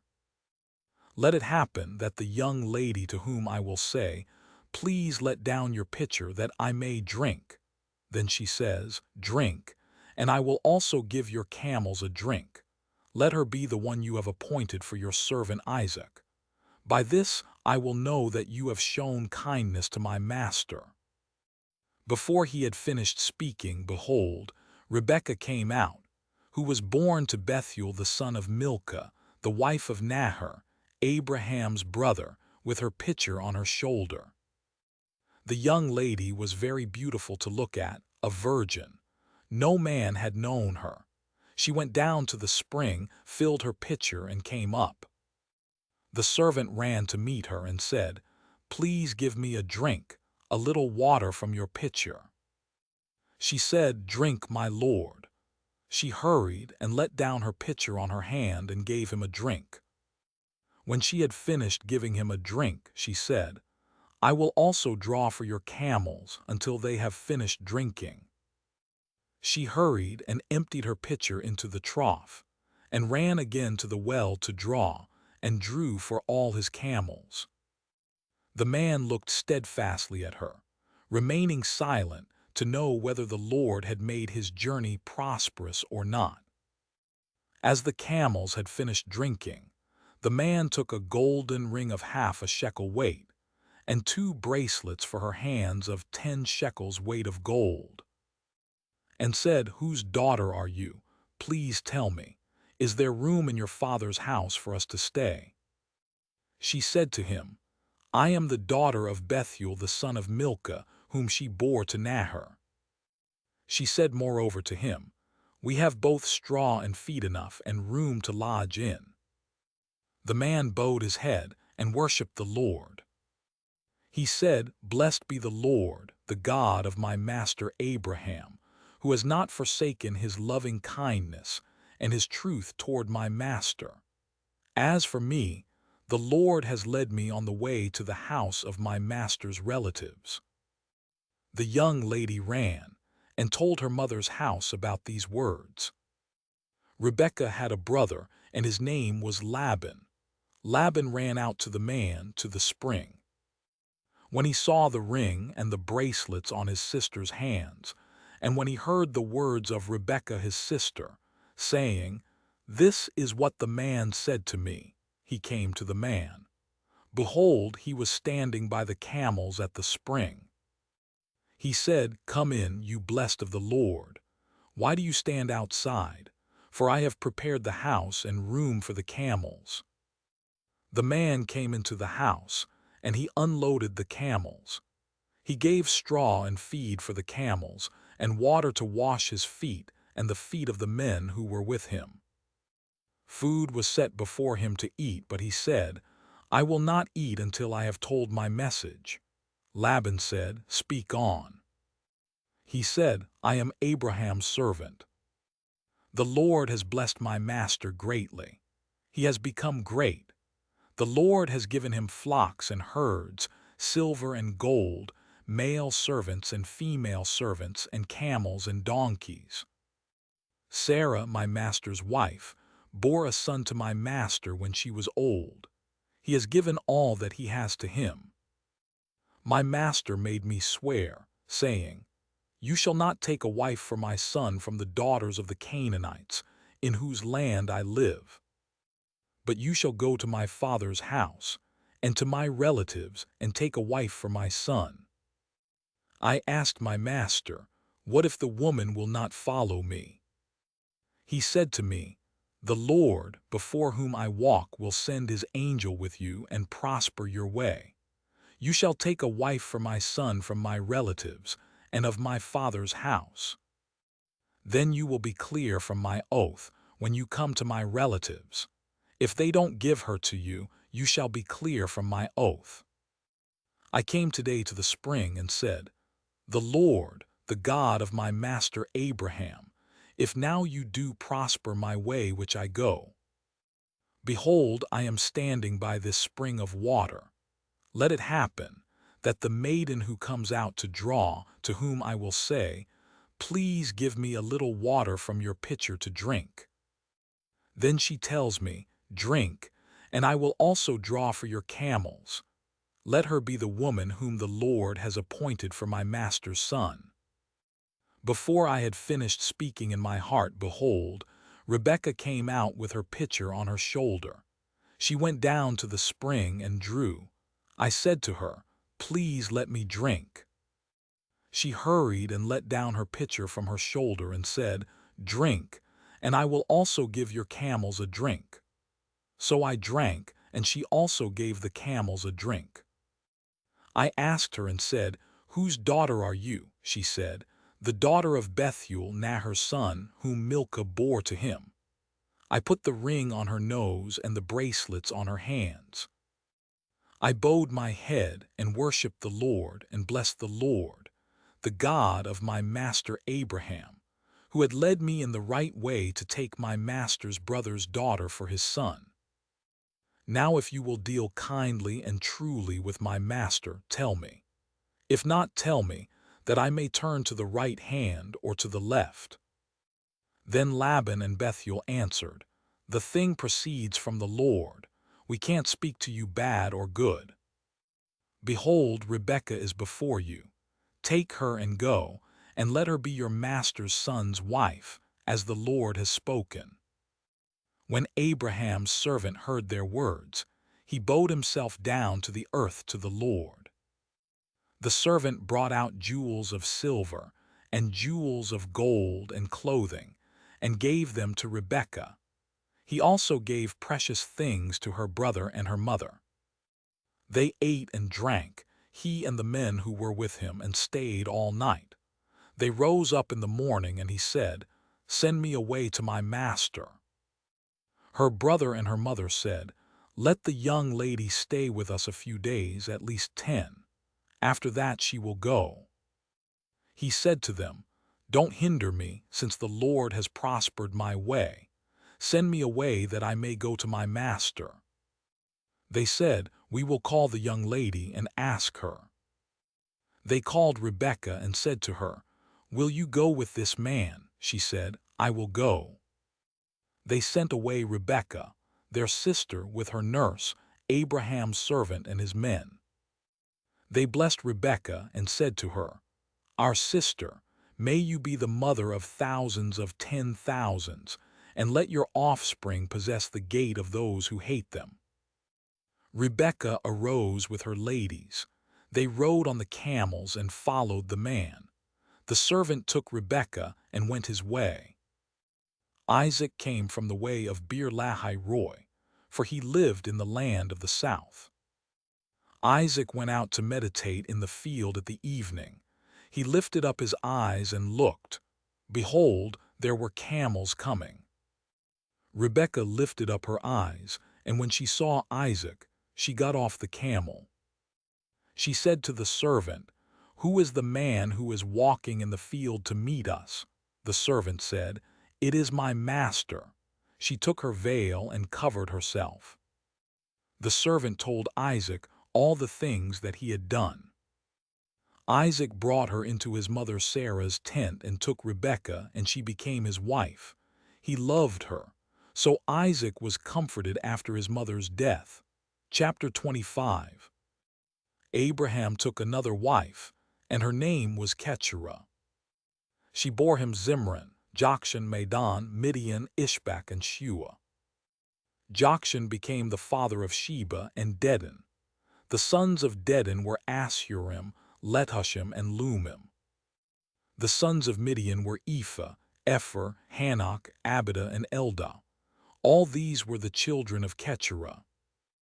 Abraham gave all that he had to Isaac. But Abraham gave gifts to the sons of Abraham's concubines. While he still lived, he sent them away from Isaac his son, eastward to the east country. These are the days of the years of Abraham's life which he lived, 175 years. Abraham gave up his spirit and died at a good old age, an old man and full of years, and was gathered to his people. Isaac and Ishmael, his sons, buried him in the cave of Machpelah, in the field of Ephron, the son of Zohar the Hittite, which is near Mamre, the field which Abraham purchased from the children of Heth. Abraham was buried there with Sarah, his wife. After the death of Abraham, God blessed Isaac, his son. Isaac lived by Beer Lahai Roy. Now this is the history of the generations of Ishmael, Abraham's son, whom Hagar the Egyptian, Sarah's servant, bore to Abraham. These are the names of the sons of Ishmael by their names, according to the order of their birth. The firstborn of Ishmael, Nebaioth, then Kedar, Adbeel, Mibsam, Mishma, Duma, Massa, Hadad, Tema, Jeter, Naphish, and Kedema. These are the sons of Ishmael, and these are their names by their villages and by their encampments, 12 princes according to their nations. These are the years of the life of Ishmael, 137 years. He gave up his spirit and died, and was gathered to his people. They lived from Havilah to Shur, that is before Egypt, as you go toward Assyria. He lived opposite all his relatives. This is the history of the generations of Isaac, Abraham's son. Abraham became the father of Isaac. Isaac was 40 years old when he took Rebekah, the daughter of Bethuel the Syrian of Paddan Aram, the sister of Laban the Syrian, to be his wife. Isaac entreated the Lord for his wife because she was barren. The Lord was entreated by him, and Rebekah his wife conceived. The children struggled together within her. She said, "If it is like this, why do I live?" She went to inquire of the Lord. The Lord said to her, "Two nations are in your womb. Two peoples will be separated from your body. The one people will be stronger than the other people. The elder will serve the younger." When her days to be delivered were fulfilled, behold, there were twins in her womb. The first came out red all over like a hairy garment. They named him Esau. After that his brother came out, and his hand had hold on Esau's heel. He was named Jacob. Isaac was 60 years old when she bore them. The boys grew. Esau was a skillful hunter, a man of the field. Jacob was a quiet man living in tents. Now Isaac loved Esau because he ate his venison. Rebekah loved Jacob. Jacob boiled stew. Esau came in from the field, and he was famished. Esau said to Jacob, "Please feed me with some of that red stew, for I am famished." Therefore his name was called Edom. Jacob said, "First, sell me your birthright." Esau said, "Behold, I am about to die. What good is the birthright to me?" Jacob said, "Swear to me first." He swore to him. He sold his birthright to Jacob.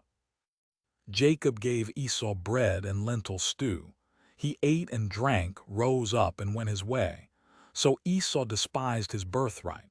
Chapter 26. There was a famine in the land, in addition to the first famine that was in the days of Abraham.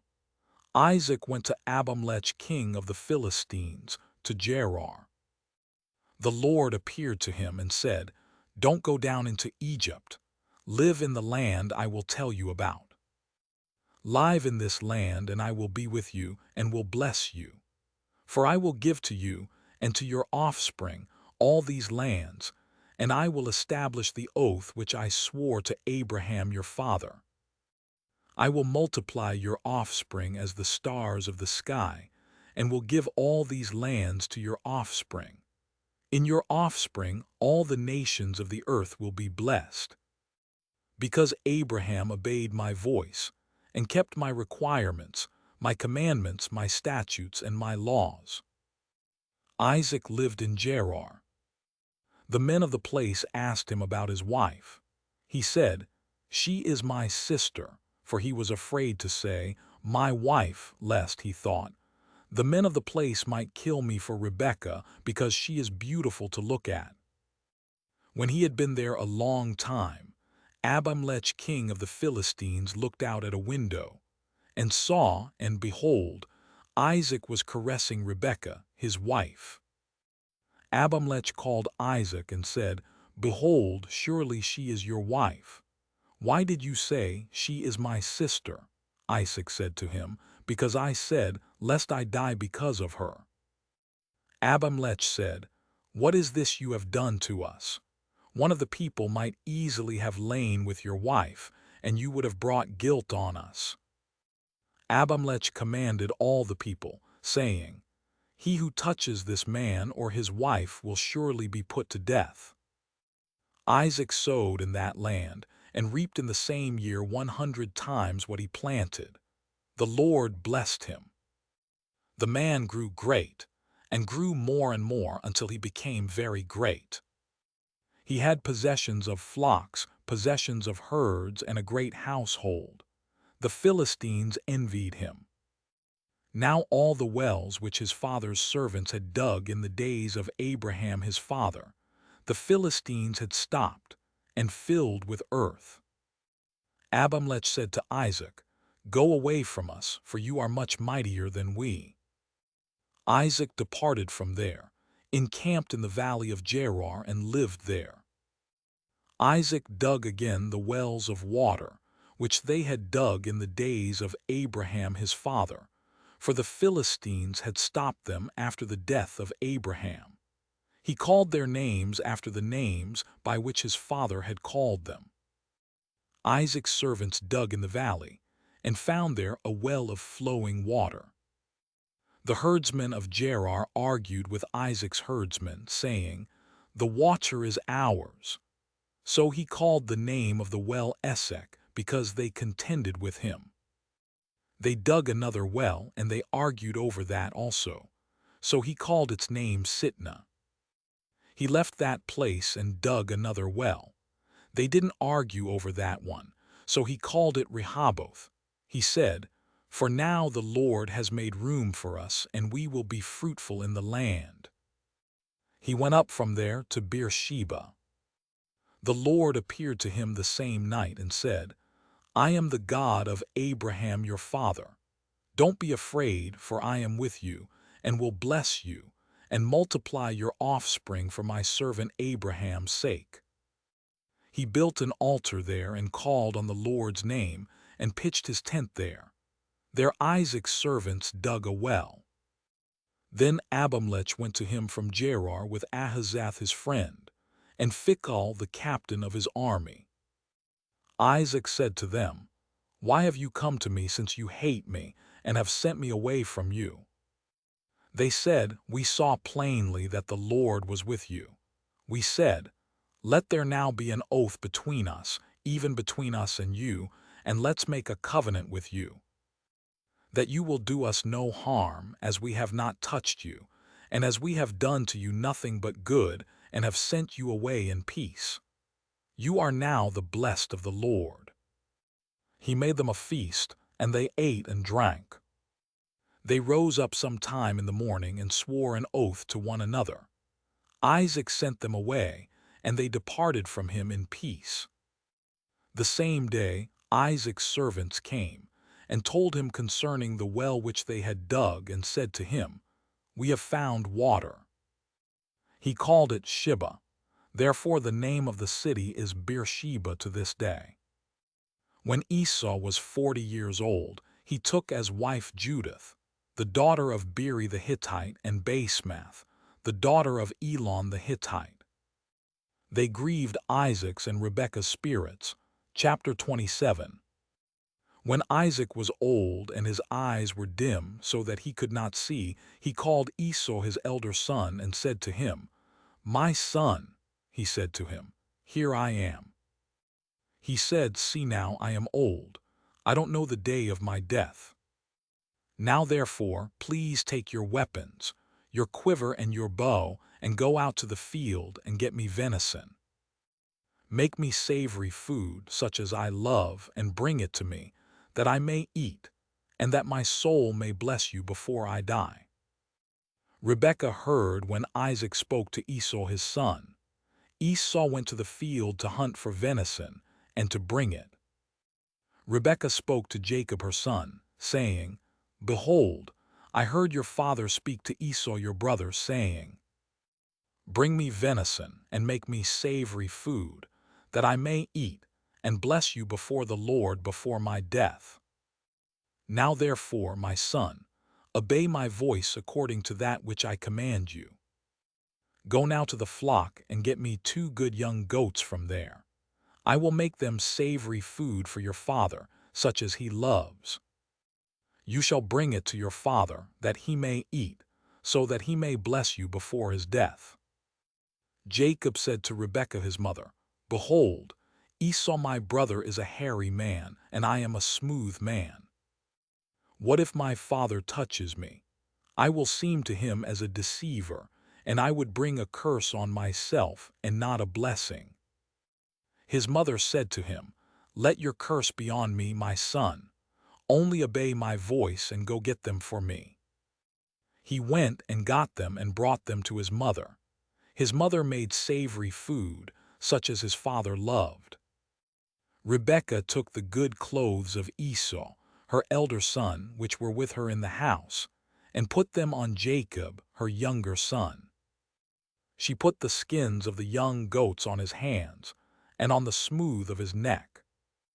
She gave the savory food and the bread, which she had prepared, into the hand of her son Jacob. He came to his father and said, My father, he said, Here I am. Who are you, my son? Jacob said to his father, I am Esau your firstborn. I have done what you asked me to do. Please arise, sit and eat of my venison, that your soul may bless me. Isaac said to his son, How is it that you have found it so quickly, my son? He said, Because the Lord your God gave me success. Isaac said to Jacob, Please come near, that I may feel you, my son, whether you are really my son Esau or not. Jacob went near to Isaac his father. He felt him and said, The voice is Jacob's voice, but the hands are the hands of Esau. He didn't recognize him because his hands were hairy like his brother Esau's hands. So he blessed him. He said, Are you really my son Esau? He said, I am. He said, Bring it near to me, and I will eat of my son's venison, that my soul may bless you. He brought it near to him, and he ate. He brought him wine, and he drank. His father Isaac said to him, Come near now and kiss me, my son. He came near and kissed him. He smelled the smell of his clothing and blessed him and said, Behold, the smell of my son is as the smell of a field which the Lord has blessed. God give you of the dew of the sky, of the fatness of the earth, and plenty of grain and new wine. Let peoples serve you and nations bow down to you. Be Lord over your brothers. Let your mother's sons bow down to you. Cursed be everyone who curses you. Blessed be everyone who blesses you. As soon as Isaac had finished blessing Jacob, and Jacob had just gone out from the presence of Isaac his father, Esau his brother came in from his hunting. He also made savory food and brought it to his father. He said to his father, Let my father arise and eat of his son's venison, that your soul may bless me. Isaac his father said to him, Who are you? He said, I am your son, your firstborn Esau. Isaac trembled violently and said, Who, then, is he who has taken venison and brought it to me, and I have eaten of all before you came and have blessed him? Yes, he will be blessed. When Esau heard the words of his father, he cried with an exceedingly great and bitter cry and said to his father, Bless me, even me also, my father. He said, Your brother came with deceit and has taken away your blessing. He said, Isn't he rightly named Jacob? For he has supplanted me these 2 times. He took away my birthright. See, now he has taken away my blessing. He said, Haven't you reserved a blessing for me? Isaac answered Esau, Behold, I have made him your lord, and all his brothers I have given to him for servants. I have sustained him with grain and new wine. What then will I do for you, my son? Esau said to his father, "Do you have just one blessing, my father? Bless me, even me also, my father." Esau lifted up his voice and wept. Isaac his father answered him, "Behold, your dwelling will be of the fatness of the earth, and of the dew of the sky from above. You will live by your sword, and you will serve your brother. It will happen when you will break loose, that you will shake his yoke from off your neck." Esau hated Jacob because of the blessing with which his father blessed him. Esau said in his heart, "The days of mourning for my father are at hand. Then I will kill my brother Jacob." The words of Esau, her elder son, were told to Rebekah. She sent and called Jacob, her younger son, and said to him, "Behold, your brother Esau comforts himself about you by planning to kill you. Now therefore, my son, obey my voice. Arise, flee to Laban, my brother in Haran. Stay with him a few days, until your brother's fury turns away. Until your brother's anger turns away from you, and he forgets what you have done to him. Then I will send and get you from there. Why should I be bereaved of you both in one day?" Rebekah said to Isaac, "I am weary of my life because of the daughters of Heth. If Jacob takes a wife of the daughters of Heth, such as these of the daughters of the land, what good will my life do me?" Chapter 28. Isaac called Jacob, blessed him, and commanded him, "You shall not take a wife of the daughters of Canaan. Arise, go to Paddan Aram, to the house of Bethuel your mother's father. Take a wife from there from the daughters of Laban, your mother's brother. May God Almighty bless you, and make you fruitful and multiply you, that you may be a company of peoples, and give you the blessing of Abraham, to you and to your offspring with you, that you may inherit the land where you travel, which God gave to Abraham." Isaac sent Jacob away. He went to Paddan Aram to Laban, son of Bethuel the Syrian, the brother of Rebekah, Jacob's and Esau's mother. Now Esau saw that Isaac had blessed Jacob and sent him away to Paddan Aram, to take him a wife from there, and that as he blessed him he gave him a command, saying, "You shall not take a wife of the daughters of Canaan." And that Jacob obeyed his father and his mother, and was gone to Paddan Aram. Esau saw that the daughters of Canaan didn't please Isaac, his father. So Esau went to Ishmael and took, in addition to the wives that he had, Mahalath the daughter of Ishmael, Abraham's son, the sister of Nebaioth, to be his wife. Jacob went out from Beersheba and went toward Haran. He came to a certain place and stayed there all night, because the sun had set. He took one of the stones of the place and put it under his head, and lay down in that place to sleep. He dreamed and saw a stairway set upon the earth, and its top reached to heaven. Behold, the angels of God were ascending and descending on it. Behold, the Lord stood above it and said, "I am the Lord, the God of Abraham your father, and the God of Isaac. I will give the land you lie on to you and to your offspring. Your offspring will be as the dust of the earth, and you will spread abroad to the west, and to the east, and to the north, and to the south. In you and in your offspring all the families of the earth will be blessed. Behold, I am with you, and will keep you, wherever you go, and will bring you again into this land. For I will not leave you until I have done that which I have spoken of to you." Jacob awakened out of his sleep, and he said, "Surely the Lord is in this place, and I didn't know it." He was afraid and said, "How awesome this place is! This is none other than God's house, and this is the gate of heaven."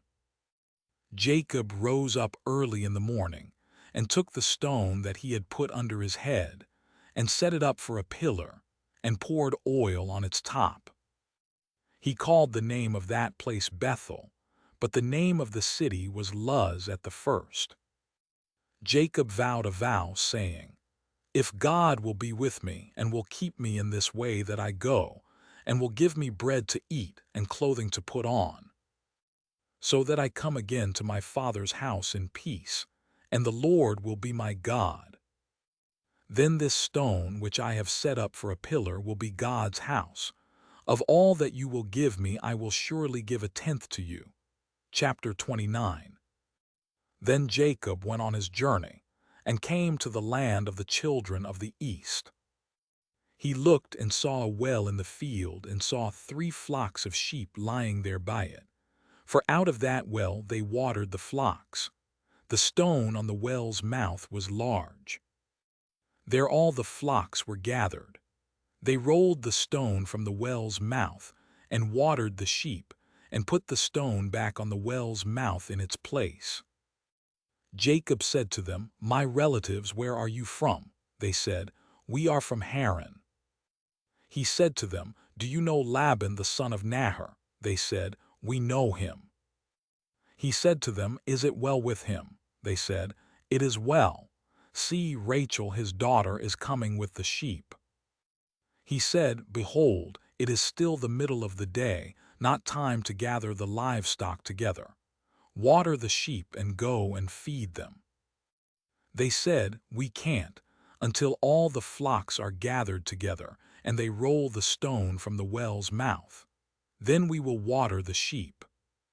While he was yet speaking with them, Rachel came with her father's sheep, for she kept them. When Jacob saw Rachel the daughter of Laban, his mother's brother, and the sheep of Laban, his mother's brother, Jacob went near, and rolled the stone from the well's mouth, and watered the flock of Laban his mother's brother. Jacob kissed Rachel, and lifted up his voice and wept.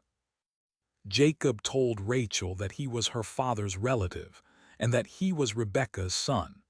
She ran and told her father. When Laban heard the news of Jacob, his sister's son, he ran to meet Jacob and embraced him and kissed him and brought him to his house. Jacob told Laban all these things.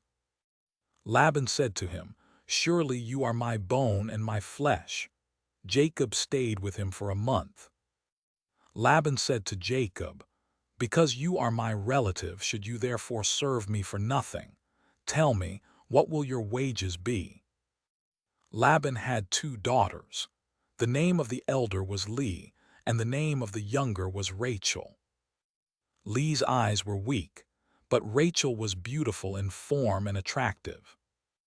Jacob loved Rachel. He said, "I will serve you 7 years for Rachel, your younger daughter."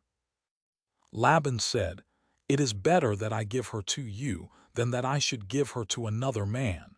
Stay with me." Jacob served 7 years for Rachel.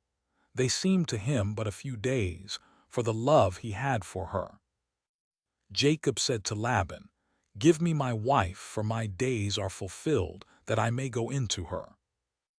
Laban gathered together all the men of the place, and made a feast. In the evening he took Leah his daughter and brought her to Jacob. He went in to her. Laban gave Zilpah his servant to his daughter Leah for a servant. In the morning, behold, it was Leah. He said to Laban, "What is this you have done to me? Didn't I serve with you for Rachel? Why then have you deceived me?" Laban said, "It is not done so in our place to give the younger before the firstborn. Fulfill the week of this one, and we will give you the other also for the service which you will serve with me for 7 more years." Jacob did so and fulfilled her week. He gave him Rachel his daughter as wife. Laban gave Bilhah, his servant, to his daughter Rachel to be her servant. He went in also to Rachel, and he loved also Rachel more than Leah, and served with him 7 more years. The Lord saw that Leah was hated, and he opened her womb, but Rachel was barren. Leah conceived and bore a son, and she named him Reuben. For she said, "Because the Lord has looked at my affliction, for now my husband will love me." She conceived again and bore a son and said, "Because the Lord has heard that I am hated, he has therefore given me this son also." She named him Simeon. She conceived again and bore a son. She said, "Now this time my husband will be joined to me, because I have borne him 3 sons." Therefore his name was called Levi. She conceived again and bore a son. She said, "This time I will praise the Lord." Therefore she named him Judah. Then she stopped bearing. Chapter 30. When Rachel saw that she bore Jacob no children, Rachel envied her sister. She said to Jacob, "Give me children, or else I will die." Jacob's anger burned against Rachel, and he said, "Am I in God's place, who has withheld from you the fruit of the womb?" She said, "Behold, my maid Bilhah. Go into her, that she may bear on my knees, and I also may obtain children by her." She gave him Bilhah her servant as wife, and Jacob went into her. Bilhah conceived and bore Jacob a son. Rachel said, "God has judged me and has also heard my voice and has given me a son." Therefore she called his name Dan. Bilhah, Rachel's servant, conceived again and bore Jacob a second son. Rachel said, "I have wrestled with my sister with mighty wrestlings and have prevailed." She named him Naphtali. When Leah saw that she had finished bearing, she took Zilpah, her servant, and gave her to Jacob as a wife. Zilpah, Leah's servant, bore Jacob a son. Leah said, "How fortunate!" She named him Gad. Zilpah, Leah's servant, bore Jacob a second son. Leah said, "Happy am I, for the daughters will call me happy." She named him Asher. Reuben went in the days of wheat harvest and found mandrakes in the field and brought them to his mother Leah. Then Rachel said to Leah, "Please give me some of your son's mandrakes." Leah said to her, "Is it a small matter that you have taken away my husband? Would you take away my son's mandrakes also?" Rachel said, "Therefore he will lie with you tonight for your son's mandrakes." Jacob came from the field in the evening, and Leah went out to meet him and said, "You must come into me, for I have surely hired you with my son's mandrakes." He lay with her that night. God listened to Leah, and she conceived and bore Jacob a fifth son. Leah said, "God has given me my hire because I gave my servant to my husband." She named him Issachar. Leah conceived again and bore a sixth son to Jacob. Leah said, "God has endowed me with a good dowry. Now my husband will live with me because I have borne him 6 sons. She named him Zebulun. Afterwards she bore a daughter and named her Dinah. God remembered Rachel, and God listened to her and opened her womb. She conceived, bore a son, and said, "God has taken away my reproach." She named him Joseph, saying, "May the Lord add another son to me."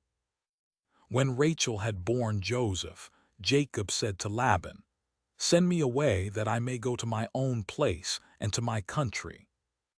Give me my wives and my children for whom I have served you, and let me go, for you know my service with which I have served you."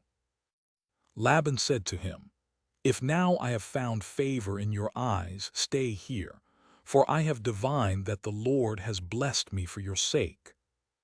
He said, "Appoint me your wages, and I will give it." Jacob said to him, "You know how I have served you, and how your livestock have fared with me. For it was little which you had before I came, and it has increased to a multitude. The Lord has blessed you wherever I turned. Now when will I provide for my own house also?" Laban said, "What shall I give you?" Jacob said, "You shall not give me anything. If you will do this thing for me, I will again feed your flock and keep it. I will pass through all your flock today, removing from there every speckled and spotted one, and every black one among the sheep, and the spotted and speckled among the goats. This will be my hire. So my righteousness will answer for me hereafter, when you come concerning my hire that is before you. Every one that is not speckled and spotted among the goats, and black among the sheep, that might be with me, will be considered stolen. Laban said, Behold, let it be according to your word. That day he removed the male goats that were streaked and spotted, and all the female goats that were speckled and spotted, every one that had white in it, and all the black ones among the sheep, and gave them into the hand of his sons. He set 3 days' journey between himself and Jacob, and Jacob fed the rest of Laban's flocks. Jacob took to himself rods of fresh poplar, almond, and plane tree, peeled white streaks in them, and made the white appear which was in the rods. He set the rods which he had peeled opposite the flocks in the watering troughs where the flocks came to drink. They conceived when they came to drink. The flocks conceived before the rods, and the flocks produced streaked, speckled, and spotted. Jacob separated the lambs, and set the faces of the flocks toward the streaked and all the black in Laban's flock. He put his own droves apart, and didn't put them into Laban's flock. Whenever the stronger of the flock conceived, Jacob laid the rods in front of the eyes of the flock in the watering troughs, that they might conceive among the rods. But when the flock were feeble, he didn't put them in. So the feebler were Laban's, and the stronger Jacob's. The man increased exceedingly, and had large flocks, female servants and male servants, and camels and donkeys. Chapter 31. Jacob heard Laban's sons' words, saying, Jacob has taken away all that was our father's. He has obtained all this wealth from that which was our father's. Jacob saw the expression on Laban's face, and behold, it was not toward him as before. The Lord said to Jacob, Return to the land of your fathers and to your relatives, and I will be with you. Jacob sent and called Rachel and Leah to the field to his flock, and said to them, I see the expression on your father's face, that it is not toward me as before, but the God of my father has been with me. You know that I have served your father with all of my strength. Your father has deceived me, and changed my wages 10 times, but God didn't allow him to hurt me. If he said, The speckled will be your wages, then all the flock bore speckled. If he said, The streaked will be your wages, then all the flock bore streaked. Thus God has taken away your father's livestock, and given them to me. During mating season, I lifted up my eyes and saw in a dream, and behold, the male goats which leaped on the flock were streaked, speckled, and grizzled. The angel of God said to me in the dream, Jacob, and I said, Here I am. He said, Now lift up your eyes, and behold, all the male goats which leap on the flock are streaked, speckled, and grizzled, for I have seen all that Laban does to you. I am the God of Bethel, where you anointed a pillar, where you vowed a vow to me. Now arise, get out from this land, and return to the land of your birth. Rachel and Leah answered him, Is there yet any portion or inheritance for us in our father's house? Aren't we considered as foreigners by him? For he has sold us, and has also used up our money. For all the riches which God has taken away from our father are ours and our children's. Now then, whatever God has said to you, do. Then Jacob rose up, and set his sons and his wives on the camels.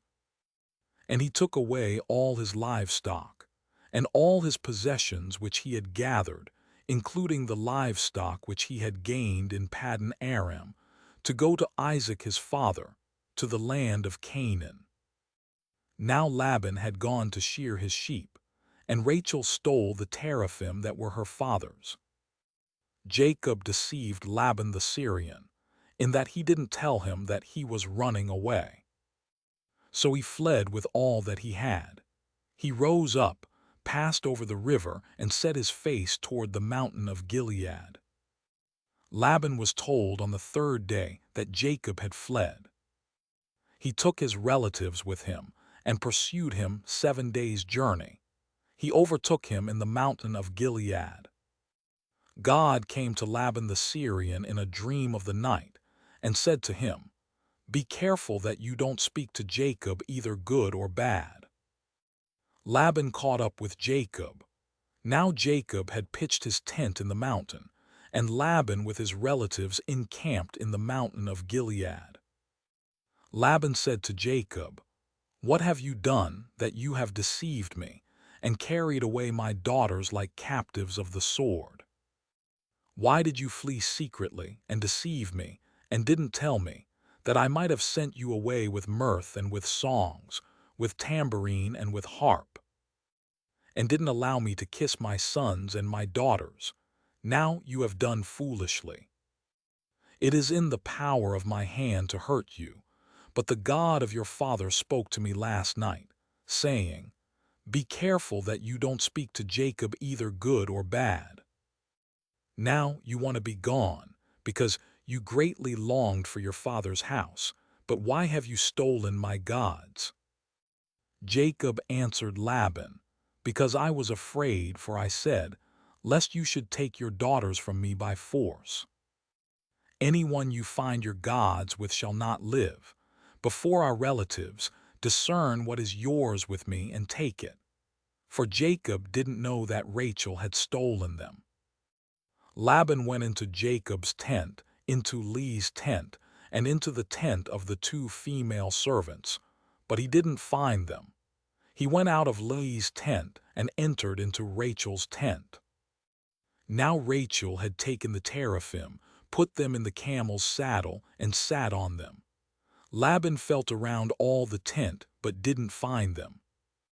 She said to her father, "Don't let my lord be angry that I can't rise up before you, for I'm having my period." He searched, but didn't find the teraphim. Jacob was angry and argued with Laban. Jacob answered Laban, "What is my trespass? What is my sin, that you have hotly pursued me? Now that you have felt around in all my stuff, what have you found of all your household stuff? Set it here before my relatives and your relatives, that they may judge between us two. These 20 years I have been with you. Your ewes and your female goats have not cast their young, and I haven't eaten the rams of your flocks. That which was torn of animals I didn't bring to you. I bore its loss. Of my hand you required it, whether stolen by day or stolen by night. This was my situation. In the day the drought consumed me, and the frost by night, and my sleep fled from my eyes. These 20 years I have been in your house. I served you 14 years for your 2 daughters, and 6 years for your flock, and you have changed my wages 10 times. Unless the God of my father, the God of Abraham and the fear of Isaac, had been with me, surely now you would have sent me away empty. God has seen my affliction and the labor of my hands, and rebuked you last night." Laban answered Jacob, "The daughters are my daughters, the children are my children, the flocks are my flocks, and all that you see is mine. What can I do today to these my daughters, or to their children whom they have borne? Now come, let's make a covenant. You and I, let it be for a witness between me and you." Jacob took a stone and set it up for a pillar. Jacob said to his relatives, "Gather stones." They took stones and made a heap. They ate there by the heap. Laban called it Jegar-Sahadutha, but Jacob called it Galeed. Laban said, "This heap is witness between me and you today." Therefore it was named Galeed. And Mizpah, for he said, The Lord watch between me and you when we are absent one from another. If you afflict my daughters, or if you take wives in addition to my daughters, no man is with us. Behold, God is witness between me and you." Laban said to Jacob, "See this heap, and see the pillar which I have set between me and you. May this heap be a witness, and the pillar be a witness, that I will not pass over this heap to you, and that you will not pass over this heap and this pillar to me for harm. The God of Abraham and the God of Nahor, the God of their father, judge between us." Then Jacob swore by the fear of his father Isaac. Jacob offered a sacrifice in the mountain and called his relatives to eat bread. They ate bread and stayed all night in the mountain. Early in the morning, Laban rose up and kissed his sons and his daughters and blessed them. Laban departed and returned to his place. Chapter 32. Jacob went on his way, and the angels of God met him. When he saw them, Jacob said, "This is God's army." He called the name of that place Mahanaim. Jacob sent messengers in front of him to Esau, his brother, to the land of Seir, the field of Edom. He commanded them, saying, "This is what you shall tell my lord Esau. This is what your servant Jacob says. I have lived as a foreigner with Laban and stayed until now. I have cattle, donkeys, flocks, male servants and female servants. I have sent to tell my lord that I may find favor in your sight." The messengers returned to Jacob, saying, "We came to your brother Esau. He is coming to meet you, and 400 men are with him." Then Jacob was greatly afraid and was distressed. He divided the people who were with him, along with the flocks, the herds, and the camels, into 2 companies. He said, "If Esau comes to the one company and strikes it, then the company which is left will escape." Jacob said, "God of my father Abraham and God of my father Isaac, the Lord who said to me, 'Return to your country and to your relatives, and I will do you good.' I am not worthy of the least of all the loving kindnesses and of all the truth which you have shown to your servant. For with just my staff I crossed over this Jordan, and now I have become 2 companies. Please deliver me from the hand of my brother, from the hand of Esau, for I fear him, lest he come and strike me and the mothers with the children. You said, 'I will surely do you good, and make your offspring as the sand of the sea, which can't be counted because there are so many.'" He stayed there that night, and took from that which he had with him a present for Esau, his brother: 200 female goats and 20 male goats, 200 ewes and 20 rams, 30 milk camels and their colts, 40 cows, 10 bulls, 20 female donkeys, and 10 foals. He delivered them into the hands of his servants, every herd by itself, and said to his servants, "Pass over before me, and put a space between herd and herd." He commanded the foremost, saying, "When Esau my brother meets you and asks you, saying, 'Whose are you?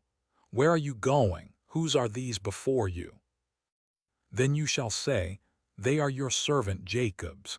It is a present sent to my lord Esau. Behold, he also is behind us.'" He commanded also the second, and the third, and all that followed the herds, saying, "This is how you shall speak to Esau when you find him. You shall say, not only that, but behold, your servant Jacob is behind us. For he said, 'I will appease him with the present that goes before me, and afterward I will see his face. Perhaps he will accept me.' So the present passed over before him, and he himself stayed that night in the camp. He rose up that night, and took his 2 wives, and his 2 servants, and his 11 sons, and crossed over the ford of the Jabbok. He took them, and sent them over the stream, and sent over that which he had.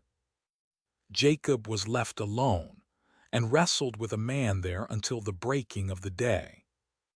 When he saw that he didn't prevail against him, the man touched the hollow of his thigh, and the hollow of Jacob's thigh was strained as he wrestled. The man said, "Let me go, for the day breaks." Jacob said, "I won't let you go unless you bless me." He said to him, "What is your name?" He said, "Jacob." He said, "Your name will no longer be called Jacob, but Israel, for you have fought with God and with men and have prevailed." Jacob asked him, "Please tell me your name." He said, "Why is it that you ask what my name is?" So he blessed him there. Jacob called the name of the place Peniel, for he said, "I have seen God face to face, and my life is preserved." The sun rose on him as he passed over Peniel, and he limped because of his thigh. Therefore the children of Israel don't eat the sinew of the hip, which is on the hollow of the thigh to this day, because he touched the hollow of Jacob's thigh in the sinew of the hip. Chapter 33. Jacob lifted up his eyes and looked, and behold, Esau was coming, and with him 400 men. He divided the children between Leah, Rachel, and the two servants. He put the servants and their children in front, Leah and her children after, and Rachel and Joseph at the rear. He himself passed over in front of them, and bowed himself to the ground 7 times, until he came near to his brother. Esau ran to meet him, embraced him, fell on his neck, kissed him, and they wept. He lifted up his eyes and saw the women and the children, and said, "Who are these with you?" He said, "The children whom God has graciously given your servant." Then the servants came near with their children, and they bowed themselves. Leah also and her children came near and bowed themselves. After them, Joseph came near with Rachel, and they bowed themselves. Esau said, "What do you mean by all this company which I met?" Jacob said, "To find favor in the sight of my Lord." Esau said, "I have enough, my brother, let that which you have be yours." Jacob said, "Please know, if I have now found favor in your sight, then receive my present at my hand, because I have seen your face, as one sees the face of God, and you were pleased with me. Please take the gift that I brought to you, because God has dealt graciously with me, and because I have enough." He urged him, and he took it. Esau said, "Let's take our journey and let's go, and I will go before you." Jacob said to him, "My Lord knows that the children are tender, and that the flocks and herds with me have their young, and if they overdrive them one day, all the flocks will die. Please let my Lord pass over before his servant, and I will lead on gently, according to the pace of the livestock that are before me, and according to the pace of the children, until I come to my Lord to Seir."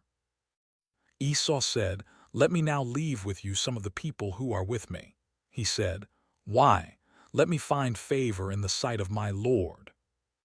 So Esau returned that day on his way to Seir.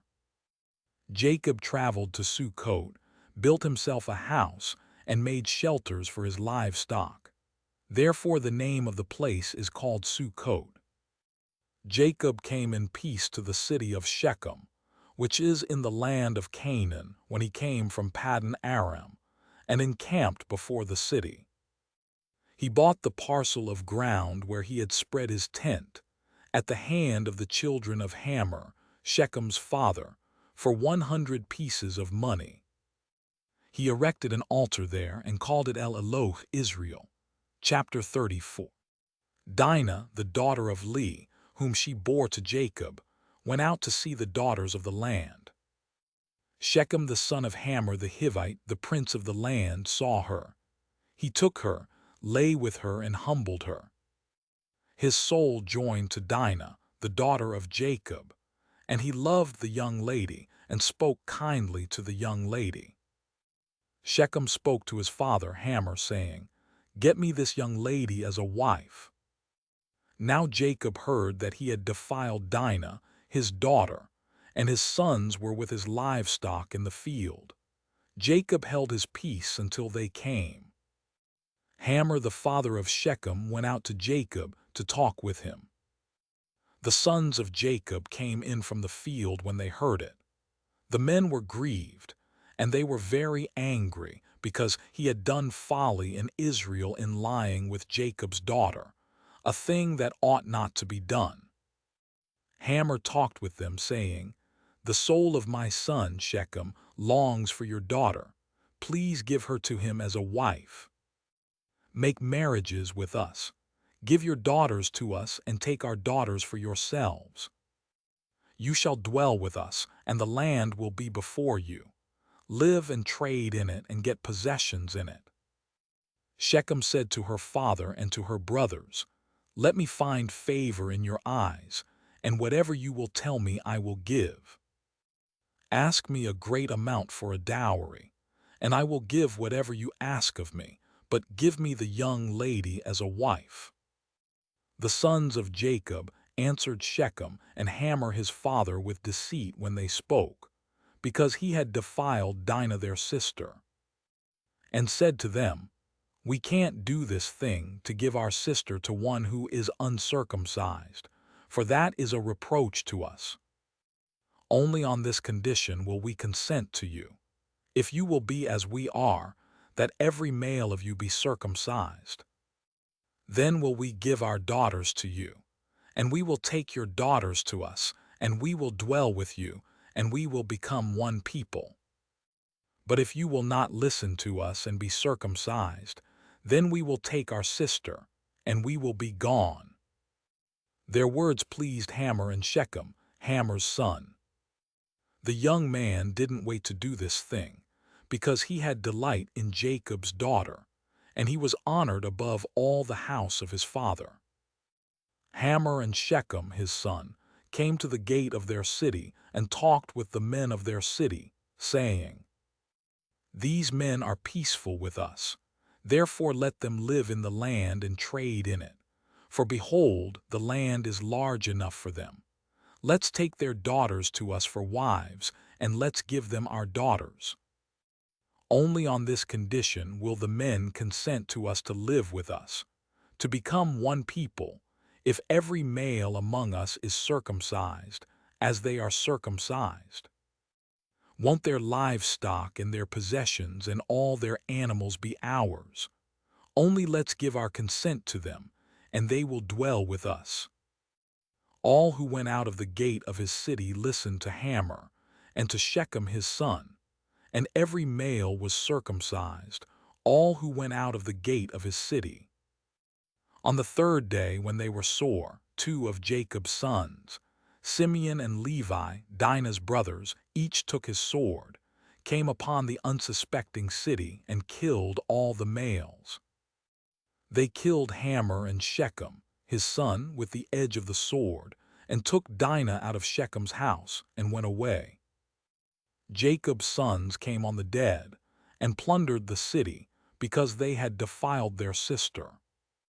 They took their flocks, their herds, their donkeys, that which was in the city, that which was in the field, and all their wealth. They took captive all their little ones and their wives, and took as plunder everything that was in the house. Jacob said to Simeon and Levi, "You have troubled me, to make me odious to the inhabitants of the land, among the Canaanites and the Perizzites. I am few in number. They will gather themselves together against me and strike me, and I will be destroyed, I and my house." They said, "Should he deal with our sister as with a prostitute?" Chapter 35. God said to Jacob, "Arise, go up to Bethel and live there. Make there an altar to God, who appeared to you when you fled from the face of Esau your brother." Then Jacob said to his household and to all who were with him, "Put away the foreign gods that are among you, purify yourselves and change your garments. Let's arise and go up to Bethel. I will make there an altar to God, who answered me in the day of my distress, and was with me on the way which I went. They gave to Jacob all the foreign gods which were in their hands, and the rings which were in their ears. And Jacob hid them under the oak which was by Shechem. They traveled, and a terror of God was on the cities that were around them, and they didn't pursue the sons of Jacob. So Jacob came to Luz, that is, Bethel, which is in the land of Canaan, he and all the people who were with him. He built an altar there and called the place El-Beit-El, because their God was revealed to him when he fled from the face of his brother. Deborah, Rebekah's nurse, died, and she was buried below Bethel under the oak, and its name was called Allen-Bacuth. God appeared to Jacob again, when he came from Paddan Aram, and blessed him. God said to him, "Your name is Jacob. Your name shall not be Jacob any more, but your name will be Israel." He named him Israel. God said to him, "I am God Almighty. Be fruitful and multiply. A nation and a company of nations will be from you, and kings will come out of your body. The land which I gave to Abraham and Isaac, I will give it to you, and to your offspring after you I will give the land." God went up from him in the place where he spoke with him. Jacob set up a pillar in the place where he spoke with him, a pillar of stone. He poured out a drink offering on it and poured oil on it. Jacob called the name of the place where God spoke with him Bethel. They traveled from Bethel. There was still some distance to come to Ephrath, and Rachel travailed. She had hard labor.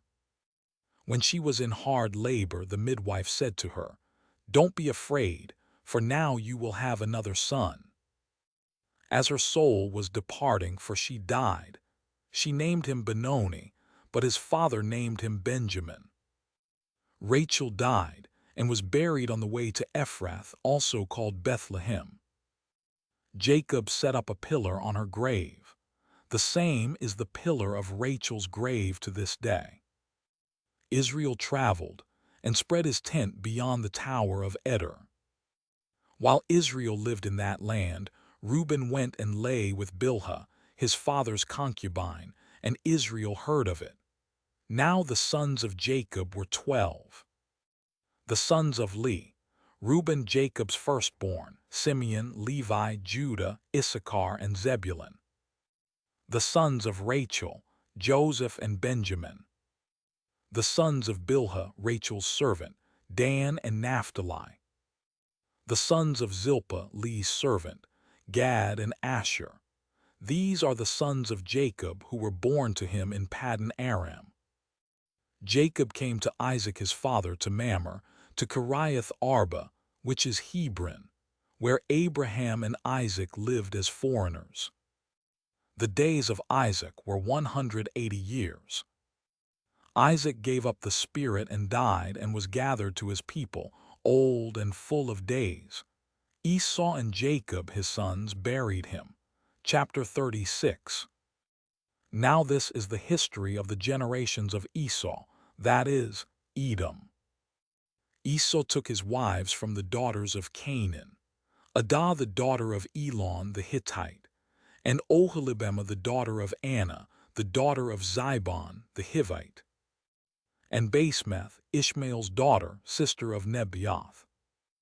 Adah bore to Esau Eliphaz. Basemath bore Reuel. Oholibamah bore Jeush, Jalem, and Korah.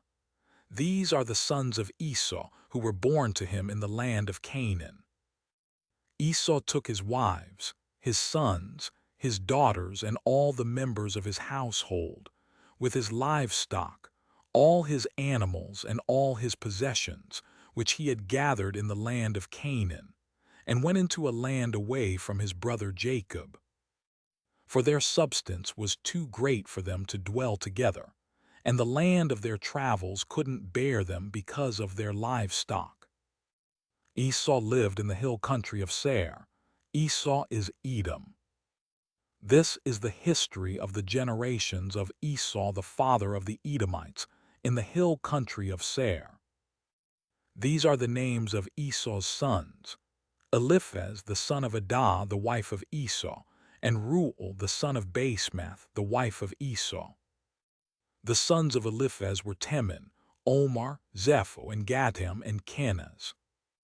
Timnah was concubine to Eliphaz, Esau's son, and she bore to Eliphaz Amalek. These are the descendants of Adah, Esau's wife. These are the sons of Reuel: Nahath, Zerah, Shammah, and Mizah. These were the descendants of Basemath, Esau's wife. These were the sons of Oholibamah, the daughter of Anna, the daughter of Zibon, Esau's wife. She bore to Esau Jeush, Jalem, and Korah. These are the chiefs of the sons of Esau. The sons of Eliphaz, the firstborn of Esau: Chief Teman, Chief Omar, Chief Zepho, Chief Kenaz, Chief Korah, Chief Gatam, Chief Amalek. These are the chiefs who came of Eliphaz in the land of Edom. These are the sons of Adah. These are the sons of Reuel, Esau's son: Chief Nahath, Chief Zerah, Chief Shammah, Chief Mizah. These are the chiefs who came of Reuel in the land of Edom. These are the sons of Basemath, Esau's wife. These are the sons of Oholibamah, Esau's wife: Chief Jeush, Chief Jalem, Chief Korah.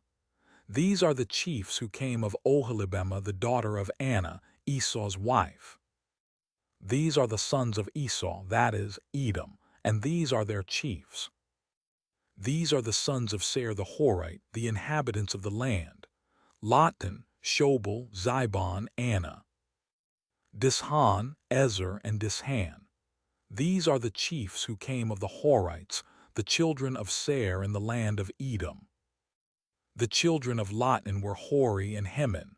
Lotan's sister was Timnah. These are the children of Shobal: Alvan, Manahath, Abel, Shepho, and Anam. These are the children of Zibon: Aiah and Anna. This is Anna who found the hot springs in the wilderness, as he fed the donkeys of Zibon his father. These are the children of Anna: Dishan and Oholibamah, the daughter of Anna.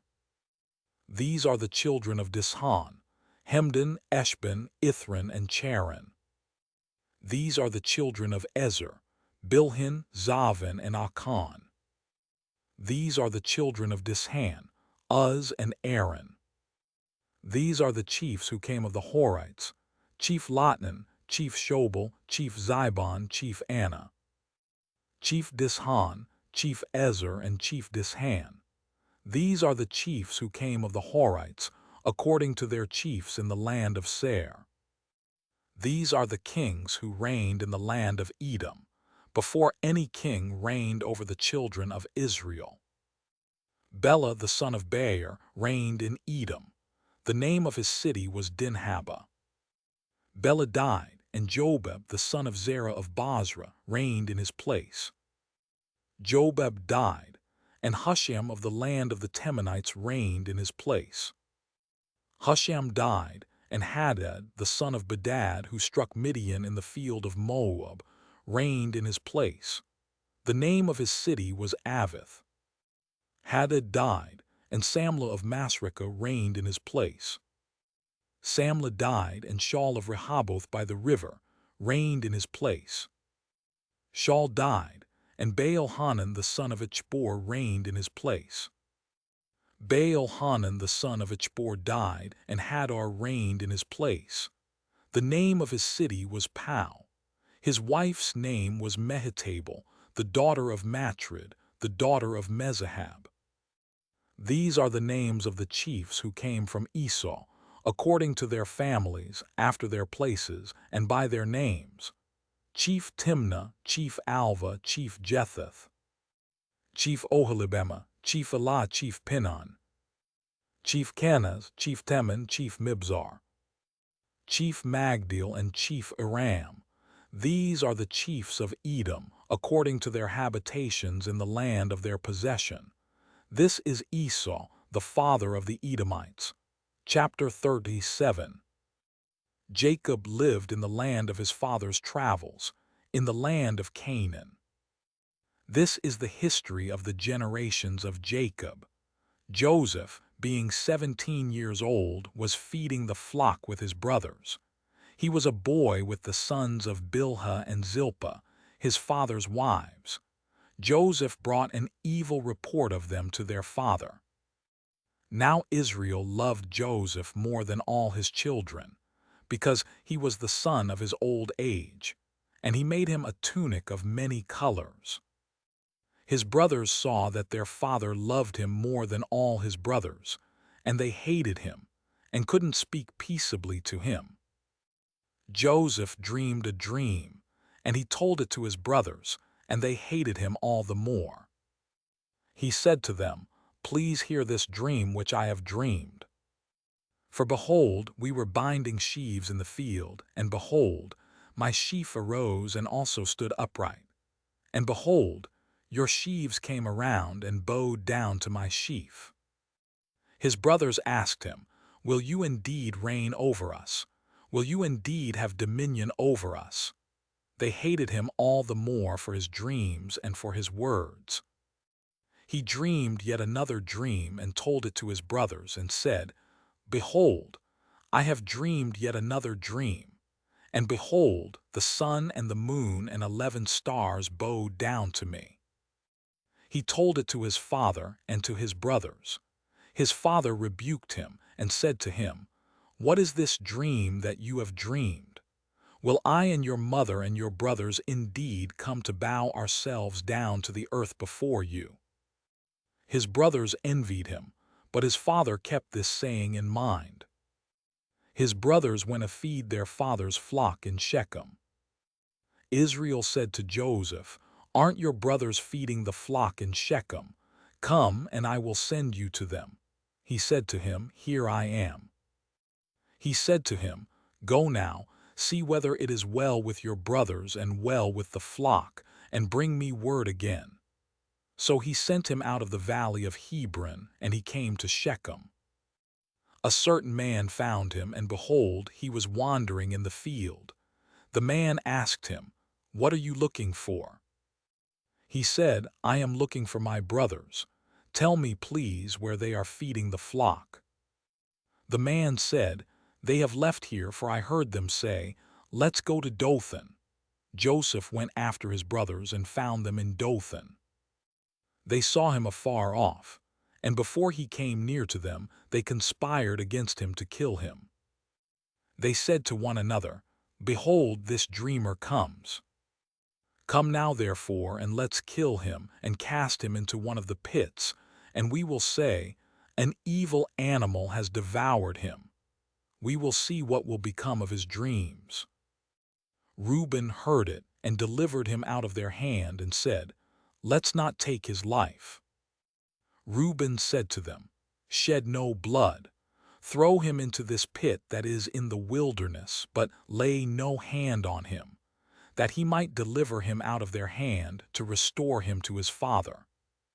When Joseph came to his brothers, they stripped Joseph of his tunic, the tunic of many colors that was on him. And they took him and threw him into the pit.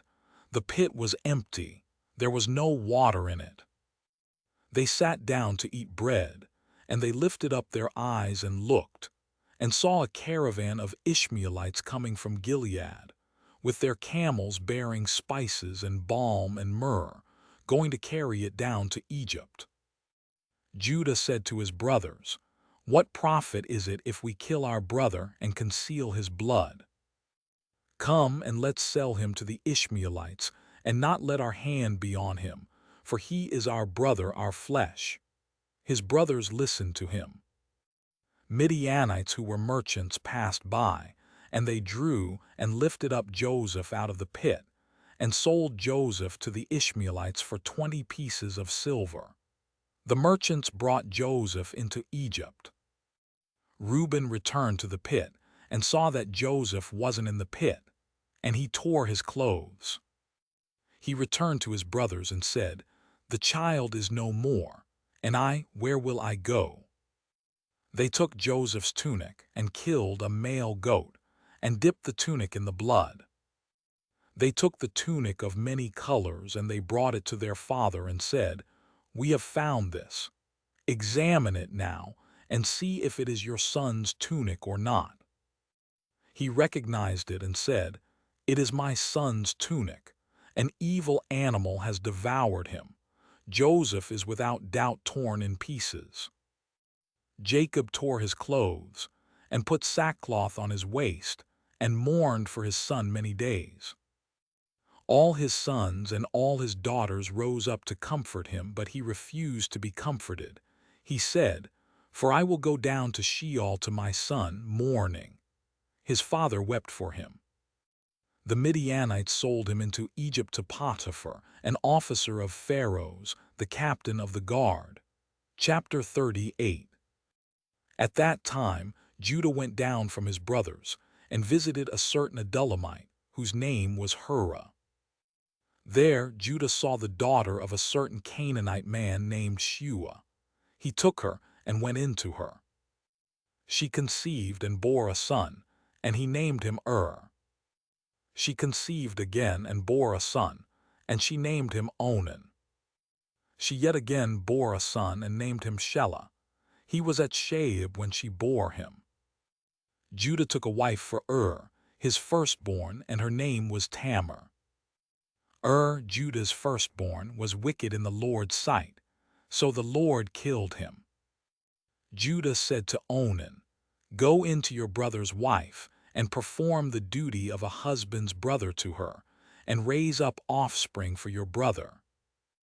Onan knew that the offspring wouldn't be his, and when he went in to his brother's wife, he spilled his semen on the ground, lest he should give offspring to his brother. The thing which he did was evil in the Lord's sight, and he killed him also.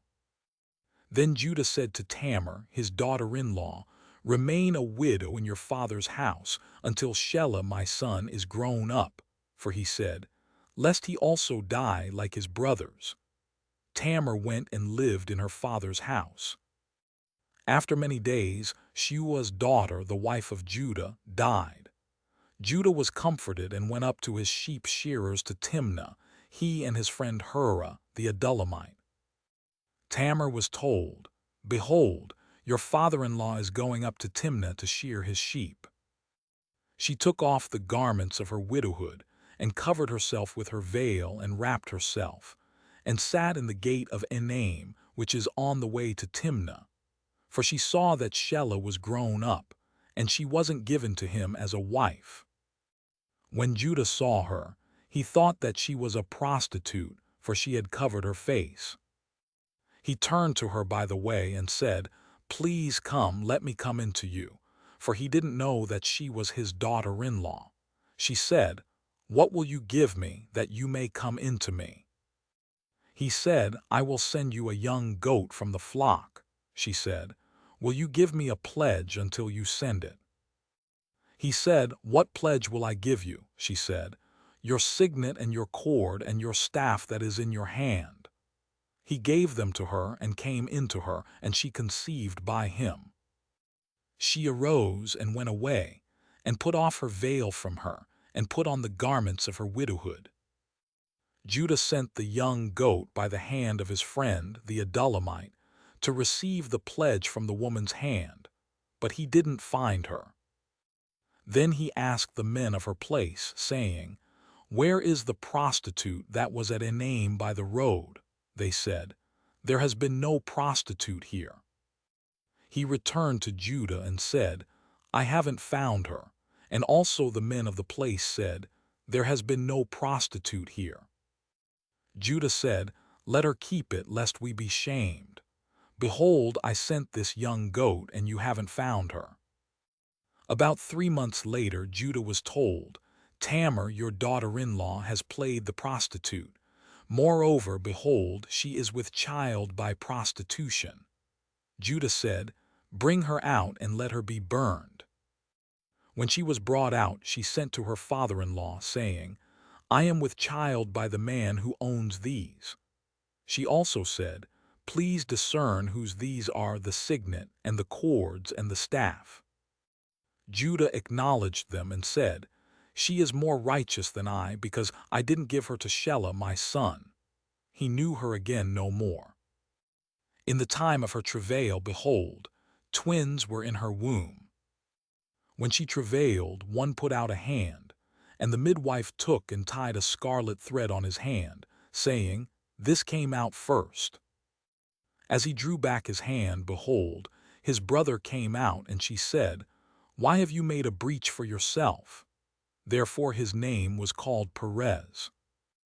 Afterward his brother came out, who had the scarlet thread on his hand, and his name was called Zerah.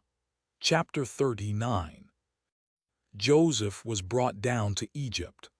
Potiphar, an officer of Pharaoh's, the captain of the guard, an Egyptian, bought him from the hand of the Ishmaelites that had brought him down there. The Lord was with Joseph, and he was a prosperous man. He was in the house of his master the Egyptian. His master saw that the Lord was with him, and that the Lord made all that he did prosper in his hand. Joseph found favor in his sight. He ministered to him, and Potiphar made him overseer over his house, and all that he had he put into his hand. From the time that he made him overseer in his house, and over all that he had, the Lord blessed the Egyptian's house for Joseph's sake. The Lord's blessing was on all that he had, in the house and in the field. He left all that he had in Joseph's hand. He didn't concern himself with anything except for the food which he ate. Joseph was well built and handsome. After these things, his master's wife set her eyes on Joseph, and she said, Lie with me. But he refused and said to his master's wife, Behold, my master doesn't know what is with me in the house, and he has put all that he has into my hand. No one is greater in this house than I am, and he has not kept back anything from me but you, because you are his wife. How then can I do this great wickedness and sin against God? As she spoke to Joseph day by day, he didn't listen to her, to lie by her, or to be with her. About this time, he went into the house to do his work, and there were none of the men of the house inside. She caught him by his garment, saying, Lie with me. He left his garment in her hand and ran outside. When she saw that he had left his garment in her hand and had run outside, she called to the men of her house and spoke to them, saying, Behold, he has brought a Hebrew in to us to mock us. He came in to me to lie with me, and I cried with a loud voice. When he heard that I lifted up my voice and cried, he left his garment by me and ran outside. She laid up his garment by her until his master came home. She spoke to him according to these words, saying, The Hebrew servant whom you have brought to us came in to me to mock me. And as I lifted up my voice and cried, he left his garment by me and ran outside. When his master heard the words of his wife, which she spoke to him, saying, This is what your servant did to me, his wrath was kindled. Joseph's master took him and put him into the prison, the place where the king's prisoners were bound, and he was there in custody. But the Lord was with Joseph, and showed kindness to him, and gave him favor in the sight of the keeper of the prison. The keeper of the prison committed to Joseph's hand all the prisoners who were in the prison. Whatever they did there, he was responsible for it. The keeper of the prison didn't look after anything that was under his hand, because the Lord was with him, and that which he did, the Lord made it prosper. Chapter 40. After these things, the butler of the king of Egypt and his baker offended their lord, the king of Egypt. Pharaoh was angry with his two officers, the chief cupbearer and the chief baker. He put them in custody in the house of the captain of the guard, into the prison, the place where Joseph was bound. The captain of the guard assigned them to Joseph, and he took care of them. They stayed in prison many days. They both dreamed a dream, each man his dream in one night, each man according to the interpretation of his dream, the cup-bearer and the baker of the king of Egypt, who were bound in the prison. Joseph came in to them in the morning and saw them, and saw that they were sad. He asked Pharaoh's officers who were with him in custody in his master's house, saying, "Why do you look so sad today?" They said to him, "We have dreamed a dream, and there is no one who can interpret it." Joseph said to them, "Don't interpretations belong to God? Please tell it to me." The chief cup-bearer told his dream to Joseph and said to him, "In my dream, behold, a vine was in front of me, and in the vine were 3 branches. It was as though it budded, it blossomed, and its clusters produced ripe grapes. Pharaoh's cup was in my hand, and I took the grapes and pressed them into Pharaoh's cup, and I gave the cup into Pharaoh's hand." Joseph said to him, "This is its interpretation. The 3 branches are 3 days. Within 3 more days, Pharaoh will lift up your head and restore you to your office. You will give Pharaoh's cup into his hand, the way you did when you were his cup-bearer. But remember me when it is well with you. Please show kindness to me and make mention of me to Pharaoh and bring me out of this house. For indeed, I was stolen away out of the land of the Hebrews, and here also I have done nothing that they should put me into the dungeon." When the chief baker saw that the interpretation was good, he said to Joseph, "I also was in my dream, and behold, 3 baskets of white bread were on my head. In the uppermost basket there were all kinds of baked food for Pharaoh, and the birds ate them out of the basket on my head." Joseph answered, "This is its interpretation. The 3 baskets are 3 days. Within 3 more days, Pharaoh will lift up your head from off you and will hang you on a tree, and the birds will eat your flesh from off you." On the 3rd day, which was Pharaoh's birthday, he made a feast for all his servants, and he lifted up the head of the chief cup-bearer and the head of the chief baker among his servants. He restored the chief cup-bearer to his position again, and he gave the cup into Pharaoh's hand. But he hanged the chief baker, as Joseph had interpreted to them. Yet the chief cup-bearer didn't remember Joseph, but forgot him. Chapter 41. At the end of 2 full years, Pharaoh dreamed, and behold, he stood by the river. Behold, 7 cattle came up out of the river. They were sleek and fat, and they fed in the marsh grass. Behold, 7 other cattle came up after them out of the river, ugly and thin, and stood by the other cattle on the brink of the river. The ugly and thin cattle ate up the 7 sleek and fat cattle. So Pharaoh awoke. He slept and dreamed a second time, and behold, 7 heads of grain came up on one stalk, healthy and good. Behold, 7 heads of grain, thin and blasted with the east wind, sprung up after them. The thin heads of grain swallowed up the 7 healthy and full ears. Pharaoh awoke, and behold, it was a dream. In the morning his spirit was troubled, and he sent and called for all of Egypt's magicians and wise men. Pharaoh told them his dreams, but there was no one who could interpret them to Pharaoh. Then the chief cup-bearer spoke to Pharaoh, saying, "I remember my faults today. Pharaoh was angry with his servants, and put me in custody in the house of the captain of the guard, with the chief baker. We dreamed a dream in one night. He and I, each man, dreamed according to the interpretation of his dream. There was with us there a young man, a Hebrew, servant to the captain of the guard, and we told him, and he interpreted to us our dreams. He interpreted to each man according to his dream. As he interpreted to us, so it was. He restored me to my office, and he hanged him. Then Pharaoh sent and called Joseph, and they brought him hastily out of the dungeon. He shaved himself, changed his clothing, and came in to Pharaoh. Pharaoh said to Joseph, I have dreamed a dream, and there is no one who can interpret it. I have heard it said of you that when you hear a dream you can interpret it. Joseph answered Pharaoh, saying, It isn't in me. God will give Pharaoh an answer of peace. Pharaoh spoke to Joseph, In my dream, behold, I stood on the brink of the river.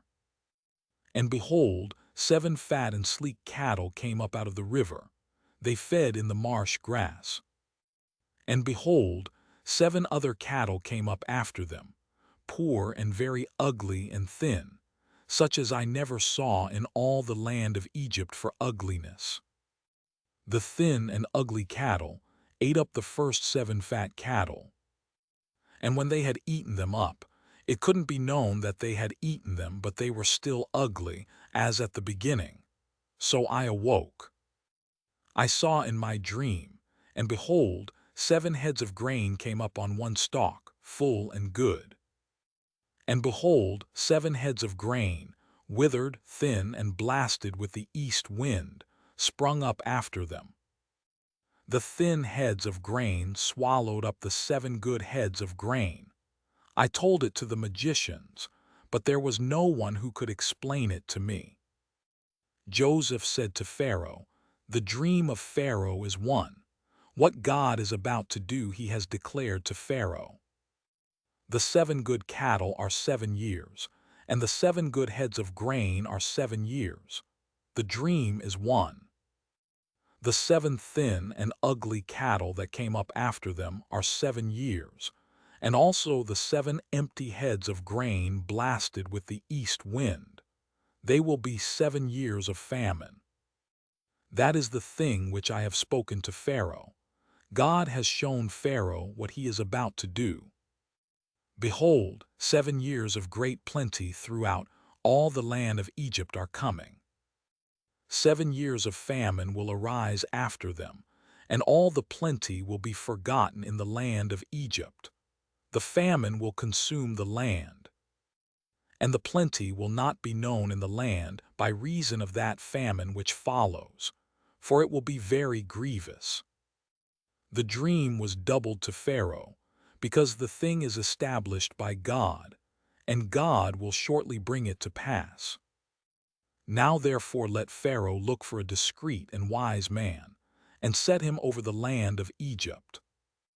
Let Pharaoh do this, and let him appoint overseers over the land, and take up the 5th part of the land of Egypt's produce in the 7 plenteous years. Let them gather all the food of these good years that come, and store grain under the hand of Pharaoh for food in the cities, and let them keep it. The food will be to supply the land against the 7 years of famine, which will be in the land of Egypt, so that the land will not perish through the famine. The thing was good in the eyes of Pharaoh, and in the eyes of all his servants. Pharaoh said to his servants, Can we find such a one as this, a man in whom is the Spirit of God? Pharaoh said to Joseph, Because God has shown you all of this, there is no one so discreet and wise as you. You shall be over my house. All my people will be ruled according to your word. Only in the throne I will be greater than you. Pharaoh said to Joseph, Behold, I have set you over all the land of Egypt. Pharaoh took off his signet ring from his hand, and put it on Joseph's hand, and arrayed him in robes of fine linen, and put a gold chain about his neck. He made him ride in the 2nd chariot which he had. They cried before him, Bow the knee. He set him over all the land of Egypt. Pharaoh said to Joseph, I am Pharaoh. Without you, no man shall lift up his hand or his foot in all the land of Egypt. Pharaoh called Joseph's name Zaphanath-Paneah. He gave him Asenath, the daughter of Potiphar, a priest of On, as a wife. Joseph went out over the land of Egypt. Joseph was 30 years old when he stood before Pharaoh, king of Egypt. Joseph went out from the presence of Pharaoh and went throughout all the land of Egypt. In the 7 plenteous years, the earth produced abundantly. He gathered up all the food of the 7 years which were in the land of Egypt, and laid up the food in the cities. He stored food in each city from the fields around that city. Joseph laid up grain as the sand of the sea, very much, until he stopped counting, for it was without number. To Joseph were born 2 sons before the year of famine came, whom Asenath, the daughter of Potiphar, a priest of On, bore to him. Joseph called the name of the firstborn Manasseh, for, he said, God has made me forget all my toil and all my father's house. The name of the second he called Ephraim, for God has made me fruitful in the land of my affliction. The 7 years of plenty that were in the land of Egypt came to an end. The 7 years of famine began to come, just as Joseph had said. There was famine in all lands, but in all the land of Egypt there was bread. When all the land of Egypt was famished, the people cried to Pharaoh for bread, and Pharaoh said to all the Egyptians, "Go to Joseph. What he says to you, do." The famine was over all the surface of the earth. Joseph opened all the storehouses and sold to the Egyptians. The famine was severe in the land of Egypt. All countries came into Egypt to Joseph to buy grain, because the famine was severe in all the earth. Chapter 42. Now Jacob saw that there was grain in Egypt, and Jacob said to his sons, "Why do you look at one another?" He said, "Behold, I have heard that there is grain in Egypt. Go down there and buy for us from there, so that we may live and not die." Joseph's 10 brothers went down to buy grain from Egypt. But Jacob didn't send Benjamin, Joseph's brother, with his brothers, for he said, lest perhaps harm happen to him. The sons of Israel came to buy among those who came, for the famine was in the land of Canaan. Joseph was the governor over the land. It was he who sold to all the people of the land. Joseph's brothers came and bowed themselves down to him with their faces to the earth. Joseph saw his brothers, and he recognized them, but acted like a stranger to them and spoke roughly with them. He said to them, "Where did you come from?" They said, "From the land of Canaan to buy food." Joseph recognized his brothers, but they didn't recognize him. Joseph remembered the dreams which he dreamed about them, and said to them, "You are spies. You have come to see the nakedness of the land." They said to him, "No, my lord, but your servants have come to buy food. We are all one man's sons. We are honest men. Your servants are not spies." He said to them, "No, but you have come to see the nakedness of the land." They said, "We, your servants, are 12 brothers, the sons of one man in the land of Canaan. And behold, the youngest is today with our father, and one is no more." Joseph said to them, "It is like I told you, saying, you are spies. By this you shall be tested. By the life of Pharaoh, you shall not go out from here, unless your youngest brother comes here. Send one of you, and let him get your brother, and you shall be bound, that your words may be tested, whether there is truth in you, or else by the life of Pharaoh surely you are spies." He put them all together into custody for 3 days. Joseph said to them the 3rd day, "Do this and live, for I fear God. If you are honest men, Then let one of your brothers be bound in your prison. But you go, carry grain for the famine of your houses. Bring your youngest brother to me, so will your words be verified and you won't die." They did so. They said to one another, "We are certainly guilty concerning our brother, in that we saw the distress of his soul when he begged us, and we wouldn't listen. Therefore this distress has come upon us." Reuben answered them, saying, "Didn't I tell you, saying, 'Don't sin against the child,' and you wouldn't listen? Therefore also, behold, his blood is required." They didn't know that Joseph understood them, for there was an interpreter between them.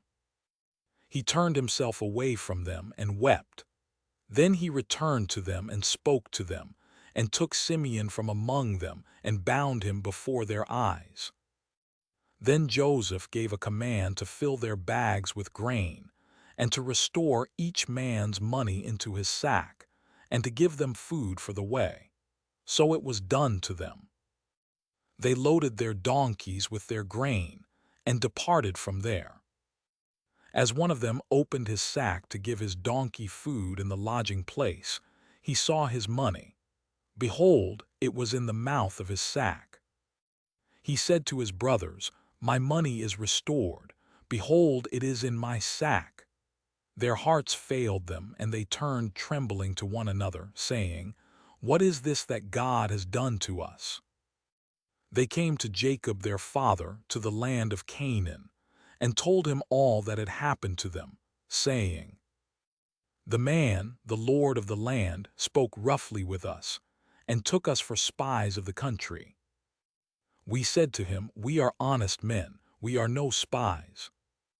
We are 12 brothers, sons of our father. One is no more, and the youngest is today with our father in the land of Canaan.' The man, the lord of the land, said to us, 'By this I will know that you are honest men. Leave one of your brothers with me, and take grain for the famine of your houses, and go your way. Bring your youngest brother to me. Then I will know that you are not spies, but that you are honest men. So I will deliver your brother to you, and you shall trade in the land.' As they emptied their sacks, behold, each man's bundle of money was in his sack. When they and their father saw their bundles of money, they were afraid. Jacob their father said to them, 'You have bereaved me of my children. Joseph is no more, Simeon is no more, and you want to take Benjamin away. All these things are against me.' Reuben spoke to his father, saying, 'Kill my 2 sons if I don't bring him to you. Entrust him to my care, and I will bring him to you again.' He said, 'My son shall not go down with you, for his brother is dead, and he only is left. If harm happens to him along the way in which you go, then you will bring down my gray hairs with sorrow to Sheol.'" Chapter 43. The famine was severe in the land. When they had eaten up the grain which they had brought out of Egypt, their father said to them, "Go again, buy us a little more food." Judah spoke to him, saying, "The man solemnly warned us, saying, 'You shall not see my face unless your brother is with you. If you'll send our brother with us, we'll go down and buy you food. But if you don't send him, we won't go down, for the man said to us, "You shall not see my face unless your brother is with you."'" Israel said, "Why did you treat me so badly, telling the man that you had another brother?"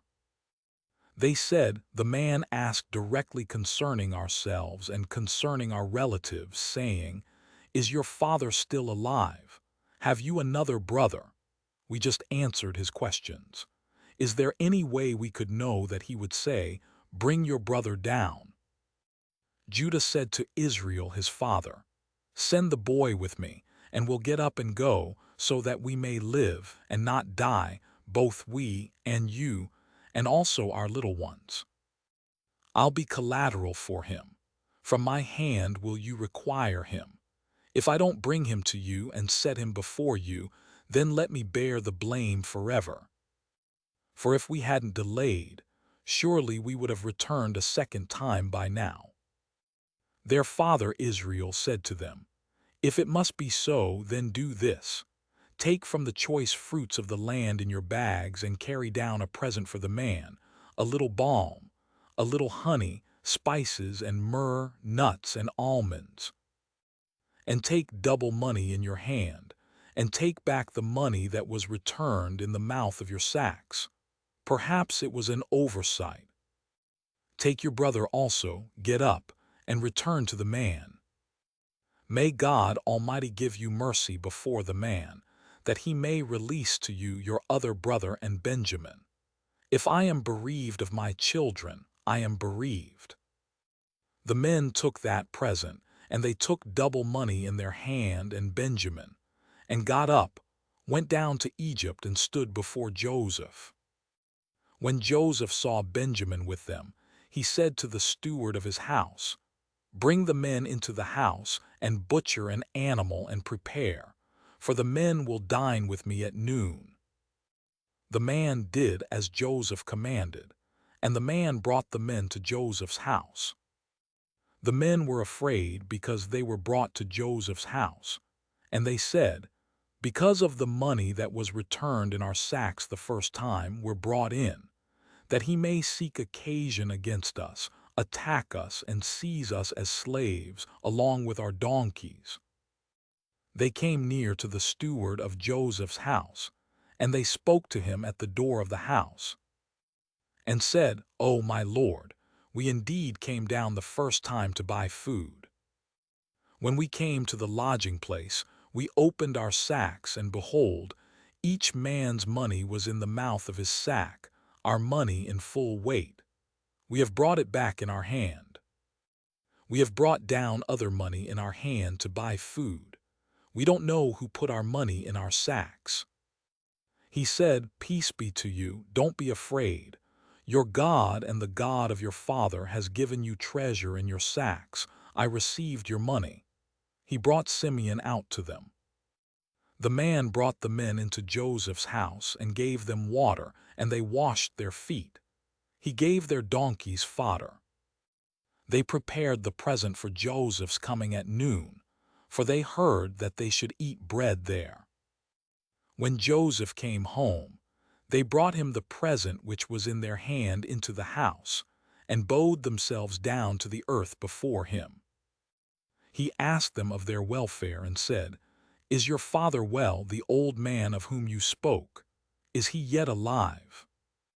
They said, "Your servant our father is well, he is still alive." They bowed down humbly. He lifted up his eyes and saw Benjamin, his brother, his mother's son, and said, "Is this your youngest brother of whom you spoke to me?" He said, "God be gracious to you, my son." Joseph hurried, for his heart yearned over his brother, and he sought a place to weep. He entered into his room and wept there. He washed his face and came out. He controlled himself and said, "Serve the meal." They served him by himself, and them by themselves, and the Egyptians who ate with him by themselves, because the Egyptians don't eat with the Hebrews, for that is an abomination to the Egyptians. They sat before him, the firstborn according to his birthright, and the youngest according to his youth, and the men marveled with one another. He sent portions to them from before him, but Benjamin's portion was 5 times as much as any of theirs. They drank and were merry with him. Chapter 44.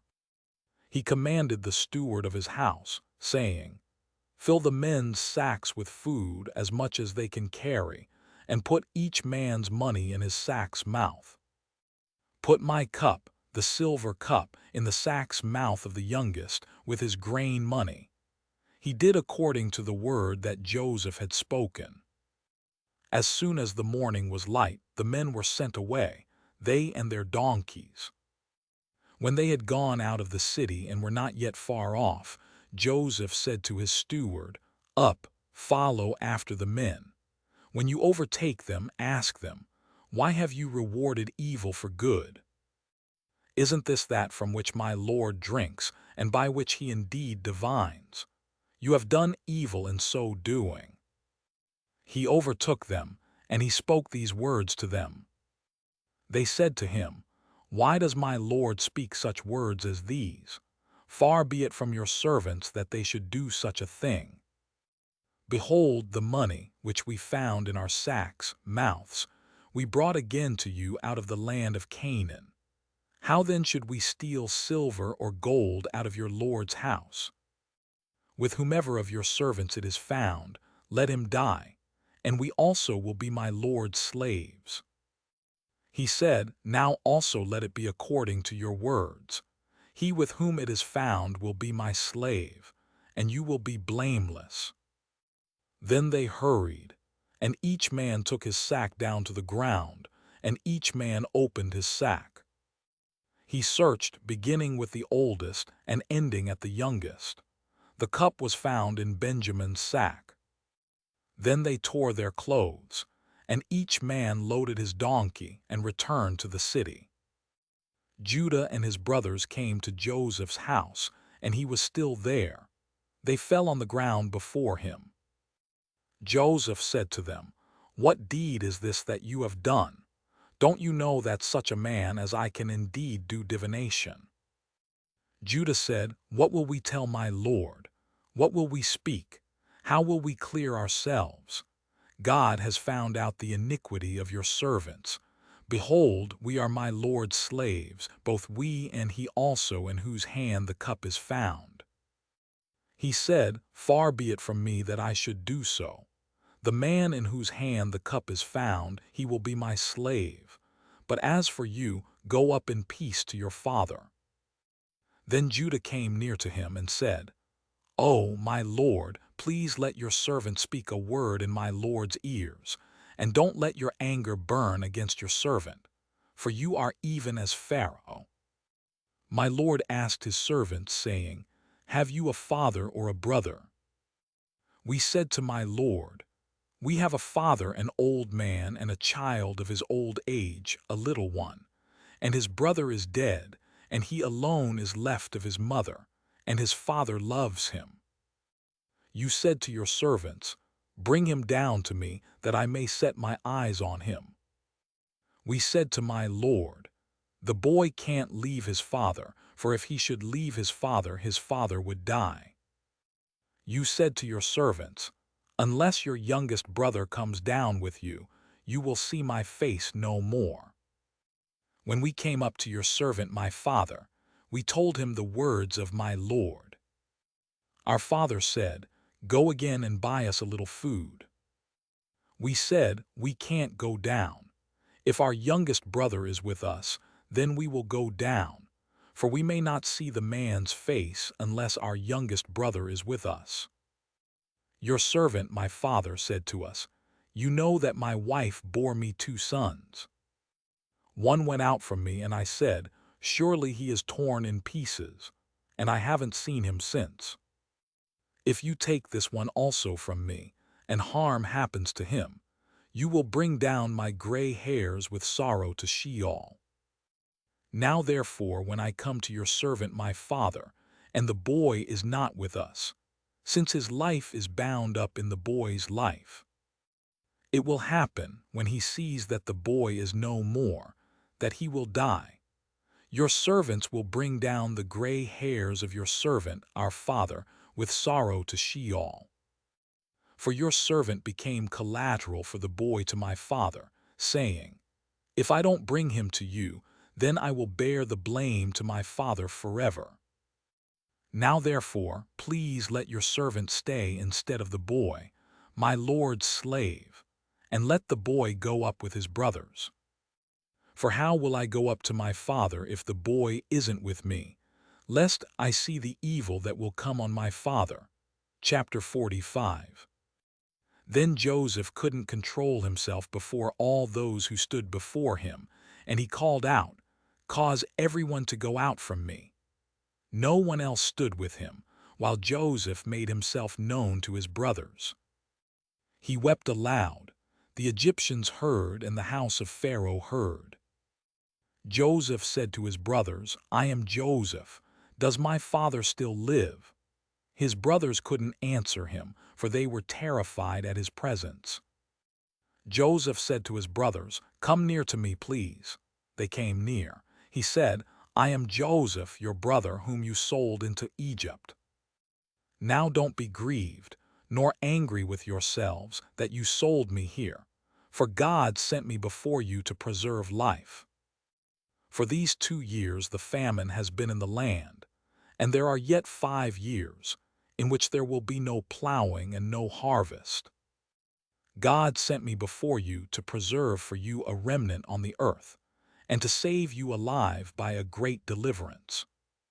So now it wasn't you who sent me here, but God, and he has made me a father to Pharaoh, lord of all his house, and ruler over all the land of Egypt.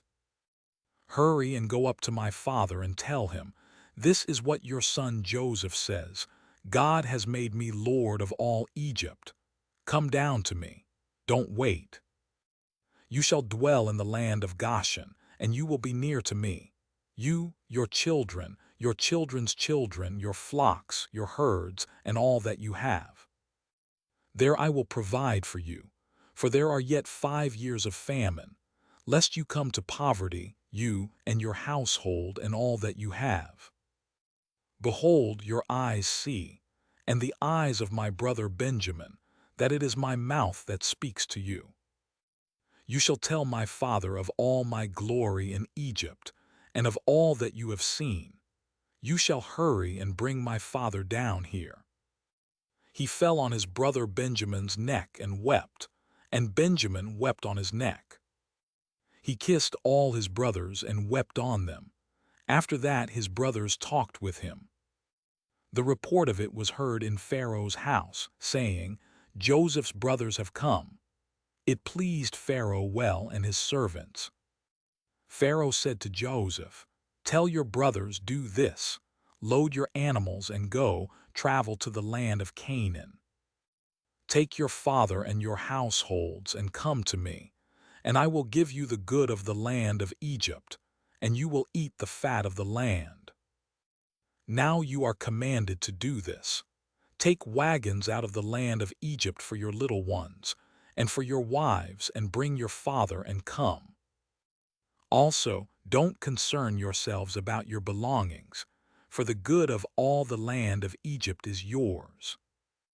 The sons of Israel did so. Joseph gave them wagons, according to the commandment of Pharaoh, and gave them provision for the way.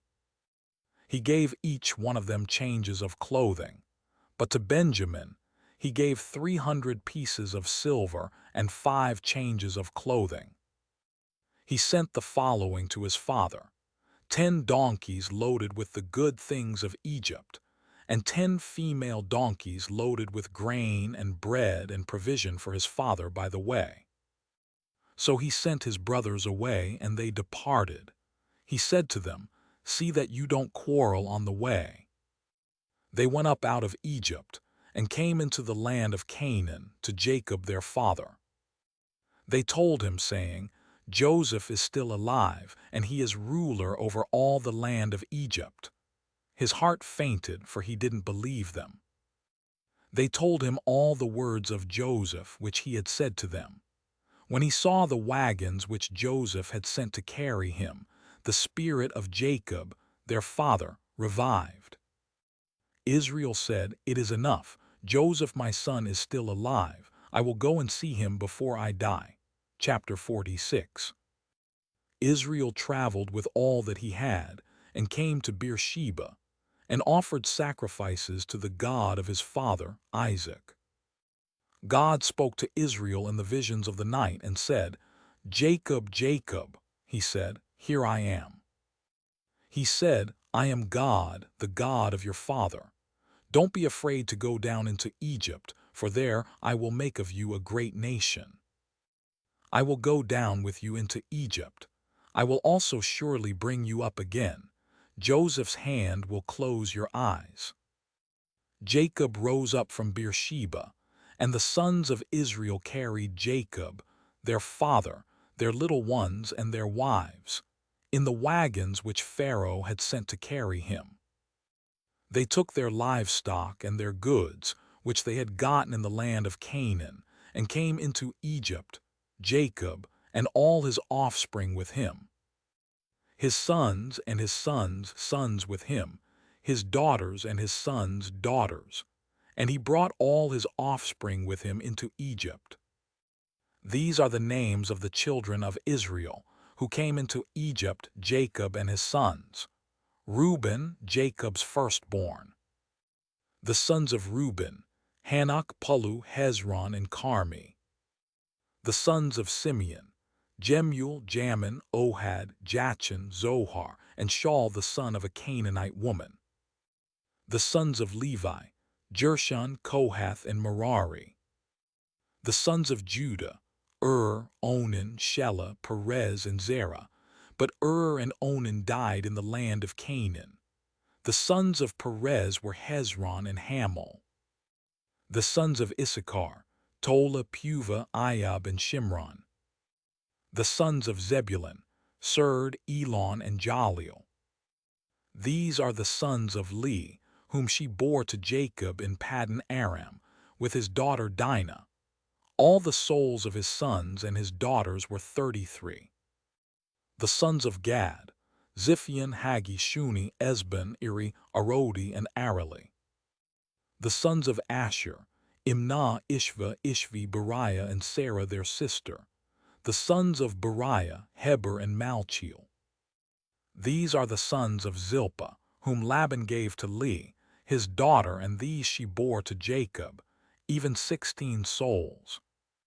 The sons of Rachel, Jacob's wife, Joseph and Benjamin. To Joseph in the land of Egypt were born Manasseh and Ephraim, whom Asenath, the daughter of Potiphera, priest of On, bore to him. The sons of Benjamin, Bela, Becher, Ashbel, Gera, Naaman, Ehi, Rosh, Muppim, Huppim, and Ard. These are the sons of Rachel, who were born to Jacob. All the souls were 14. The son of Dan, Hushim. The sons of Naphtali, Jaziel, Guni, Jezer, and Shillem. These are the sons of Bilhah, whom Laban gave to Rachel, his daughter, and these she bore to Jacob. All the souls were 7. All the souls who came with Jacob into Egypt, who were his direct offspring, in addition to Jacob's sons' wives, all the souls were 66. The sons of Joseph, who were born to him in Egypt, were 2 souls. All the souls of the house of Jacob who came into Egypt were 70. Jacob sent Judah before him to Joseph, to show the way before him to Goshen, and they came into the land of Goshen. Joseph prepared his chariot and went up to meet Israel, his father, in Goshen. He presented himself to him, and fell on his neck and wept on his neck a good while. Israel said to Joseph, "Now let me die, since I have seen your face, that you are still alive." Joseph said to his brothers and to his father's house, "I will go up and speak with Pharaoh and will tell him, my brothers and my father's house, who were in the land of Canaan, have come to me. These men are shepherds, for they have been keepers of livestock, and they have brought their flocks and their herds and all that they have. It will happen when Pharaoh summons you and will say, 'What is your occupation?' that you shall say, 'Your servants have been keepers of livestock from our youth even until now, both we and our fathers,' that you may dwell in the land of Goshen, for every shepherd is an abomination to the Egyptians." Chapter 47. Then Joseph went in and told Pharaoh and said, "My father and my brothers with their flocks, their herds, and all that they own have come out of the land of Canaan, and behold, they are in the land of Goshen." From among his brothers he took 5 men, and presented them to Pharaoh. Pharaoh said to his brothers, "What is your occupation?" They said to Pharaoh, Your servants are shepherds, both we and our fathers." They also said to Pharaoh, "We have come to live as foreigners in the land, for there is no pasture for your servants' flocks. For the famine is severe in the land of Canaan. Now therefore, please let your servants dwell in the land of Goshen." Pharaoh spoke to Joseph, saying, "Your father and your brothers have come to you. The land of Egypt is before you. Make your father and your brothers dwell in the best of the land. Let them dwell in the land of Goshen. If you know any able men among them, then put them in charge of my livestock." Joseph brought in Jacob, his father, and set him before Pharaoh, and Jacob blessed Pharaoh. Pharaoh said to Jacob, "How old are you?" Jacob said to Pharaoh, "The years of my pilgrimage are 130 years. The days of the years of my life have been few and evil. They have not attained to the days of the years of the life of my fathers in the days of their pilgrimage." Jacob blessed Pharaoh and went out from the presence of Pharaoh. Joseph placed his father and his brothers, and gave them a possession in the land of Egypt, in the best of the land, in the land of Ramesses, as Pharaoh had commanded. Joseph provided his father, his brothers, and all of his father's household with bread, according to the sizes of their families. There was no bread in all the land, for the famine was very severe, so that the land of Egypt and the land of Canaan fainted by reason of the famine. Joseph gathered up all the money that was found in the land of Egypt and in the land of Canaan for the grain which they bought, and Joseph brought the money into Pharaoh's house. When the money was all spent in the land of Egypt and in the land of Canaan, all the Egyptians came to Joseph and said, "Give us bread, for why should we die in your presence? For our money fails." Joseph said, "Give me your livestock, and I will give you food for your livestock if your money is gone." They brought their livestock to Joseph, and Joseph gave them bread in exchange for the horses, and for the flocks, and for the herds, and for the donkeys.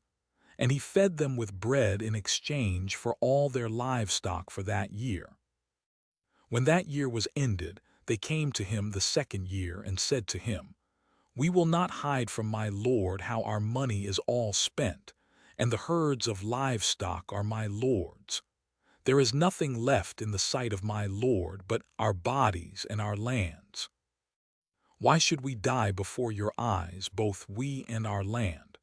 Buy us and our land for bread, and we and our land will be servants to Pharaoh.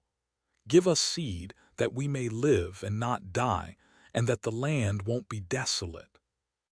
So Joseph bought all the land of Egypt for Pharaoh, for every man of the Egyptians sold his field, because the famine was severe on them, and the land became Pharaoh's.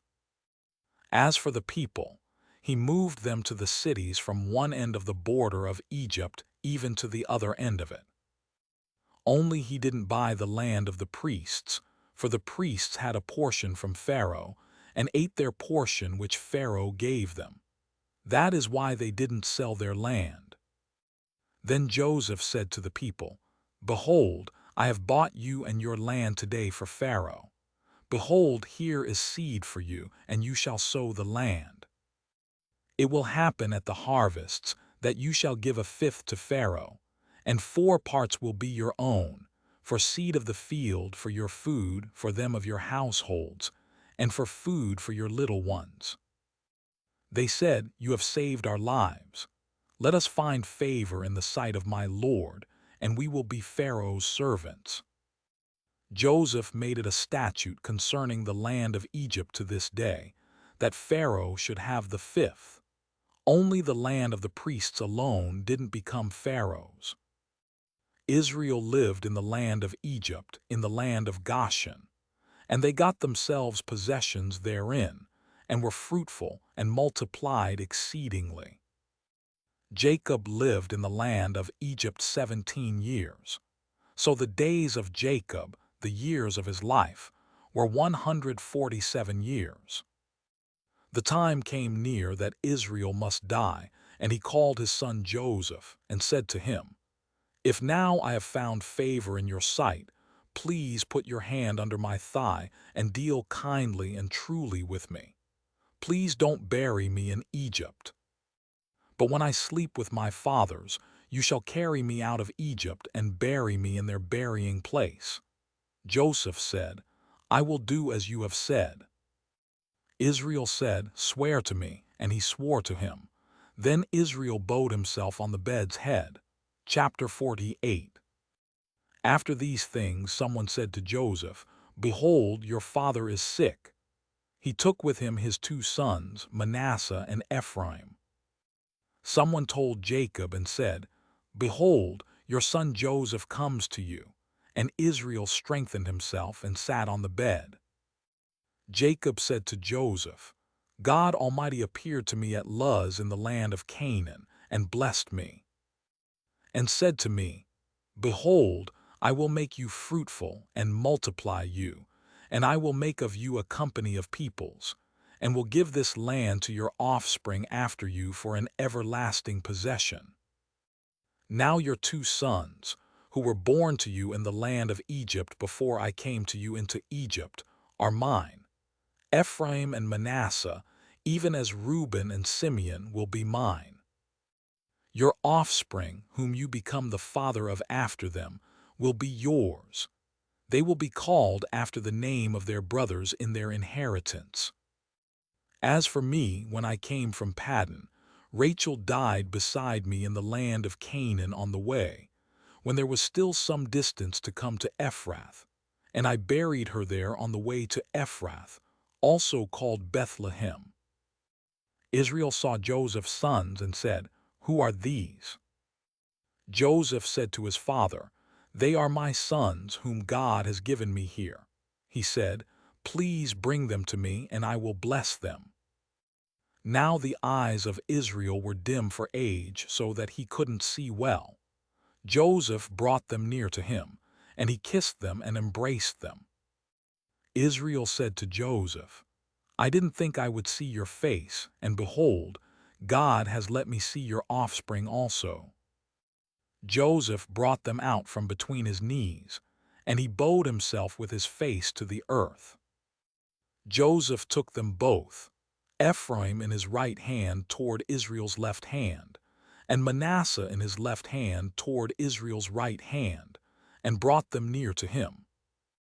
Israel stretched out his right hand, and laid it on Ephraim's head, who was the younger, and his left hand on Manasseh's head, guiding his hands knowingly, for Manasseh was the firstborn. He blessed Joseph and said, "The God before whom my fathers Abraham and Isaac walked, the God who has fed me all my life long to this day, the angel who has redeemed me from all evil, bless the lads, and let my name be named on them, and the name of my fathers Abraham and Isaac. Let them grow into a multitude upon the earth."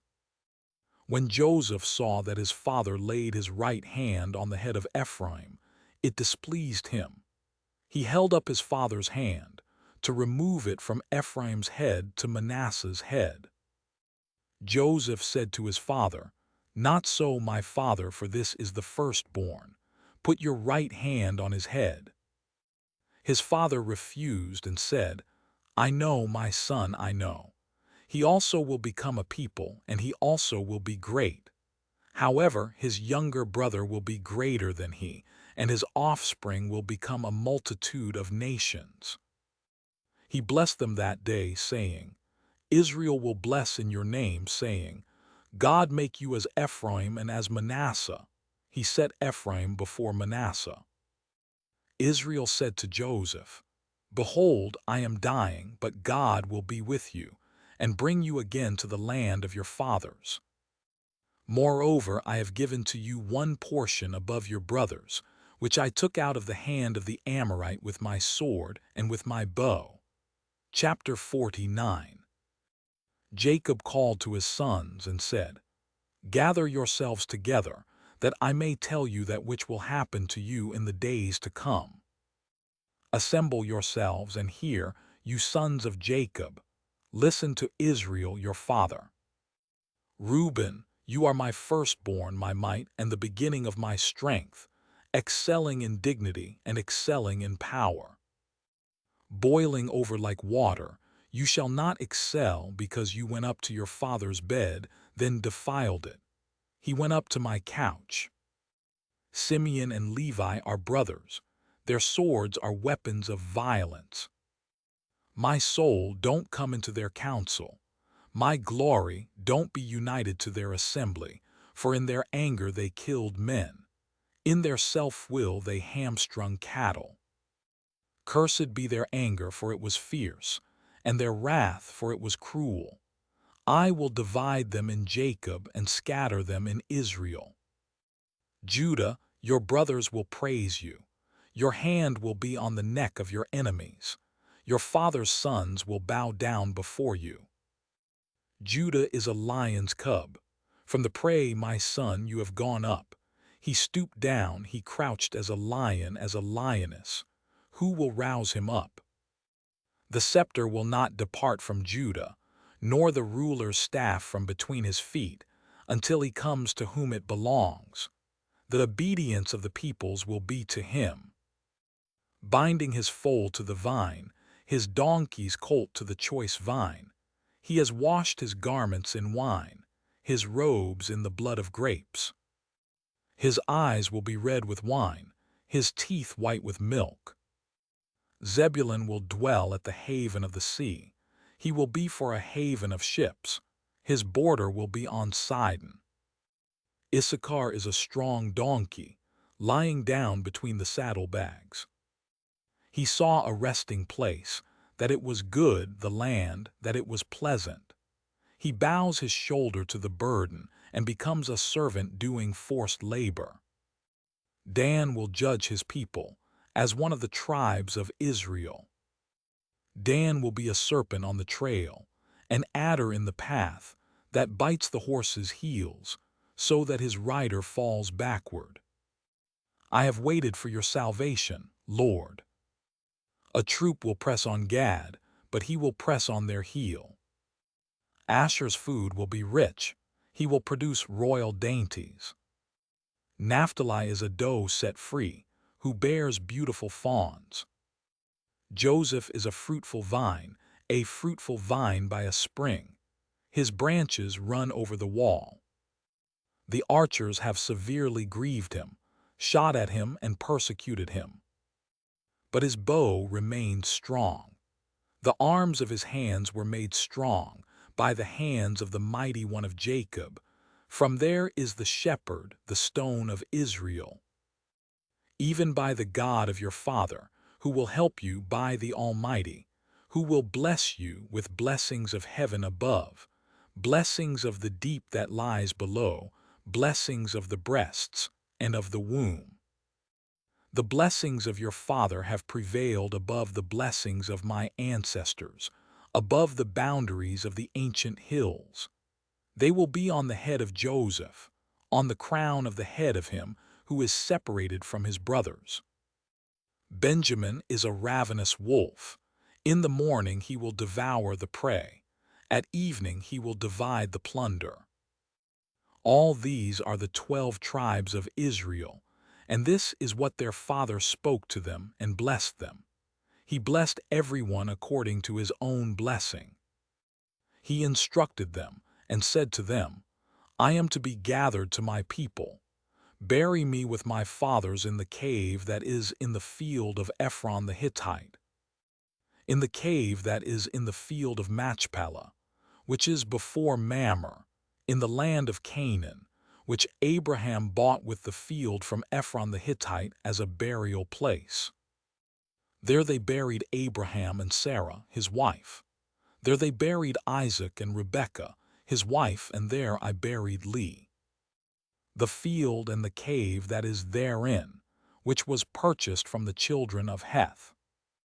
When Jacob finished charging his sons, he gathered up his feet into the bed, breathed his last breath, and was gathered to his people. Chapter 50. Joseph fell on his father's face, wept on him, and kissed him.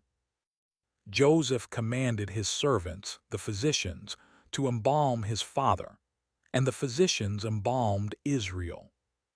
40 days were used for him, for that is how many days it takes to embalm. The Egyptians wept for Israel for 70 days.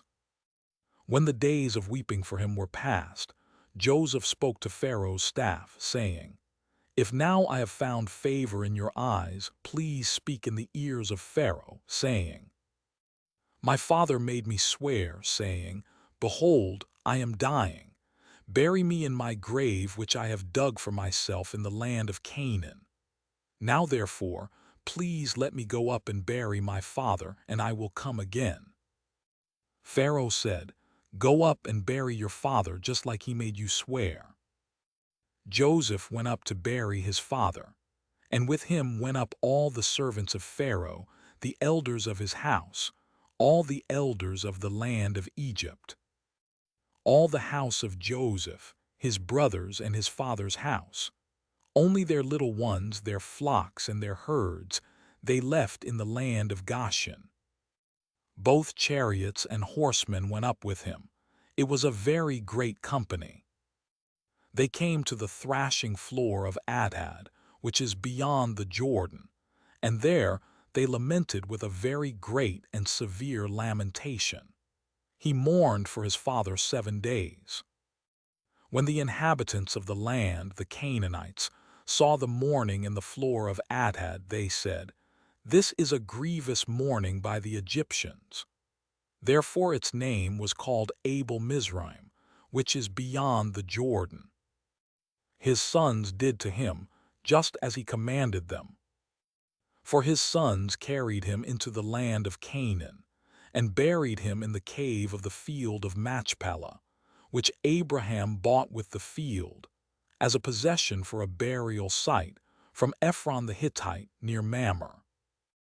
Joseph returned into Egypt, he and his brothers, and all that went up with him to bury his father, after he had buried his father. When Joseph's brothers saw that their father was dead, they said, "It may be that Joseph will hate us, and will fully pay us back for all the evil which we did to him." They sent a message to Joseph, saying, "Your father commanded before he died, saying, You shall tell Joseph, Now please forgive the disobedience of your brothers and their sin, because they did evil to you. Now please forgive the disobedience of the servants of the God of your father." Joseph wept when they spoke to him. His brothers also went and fell down before his face, and they said, "Behold, we are your servants." Joseph said to them, "Don't be afraid, for am I in the place of God? As for you, you meant evil against me, but God meant it for good, to save many people alive, as is happening today. Now therefore don't be afraid. I will provide for you and your little ones." He comforted them and spoke kindly to them. Joseph lived in Egypt, he and his father's house. Joseph lived 110 years. Joseph saw Ephraim's children to the 3rd generation.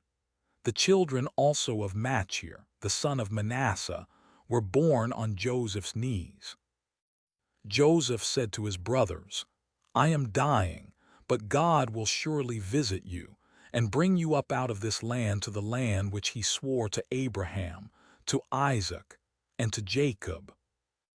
Joseph took an oath from the children of Israel, saying, "God will surely visit you, and you shall carry up my bones from here." So Joseph died, being 110 years old, and they embalmed him, and he was put in a coffin in Egypt. Genesis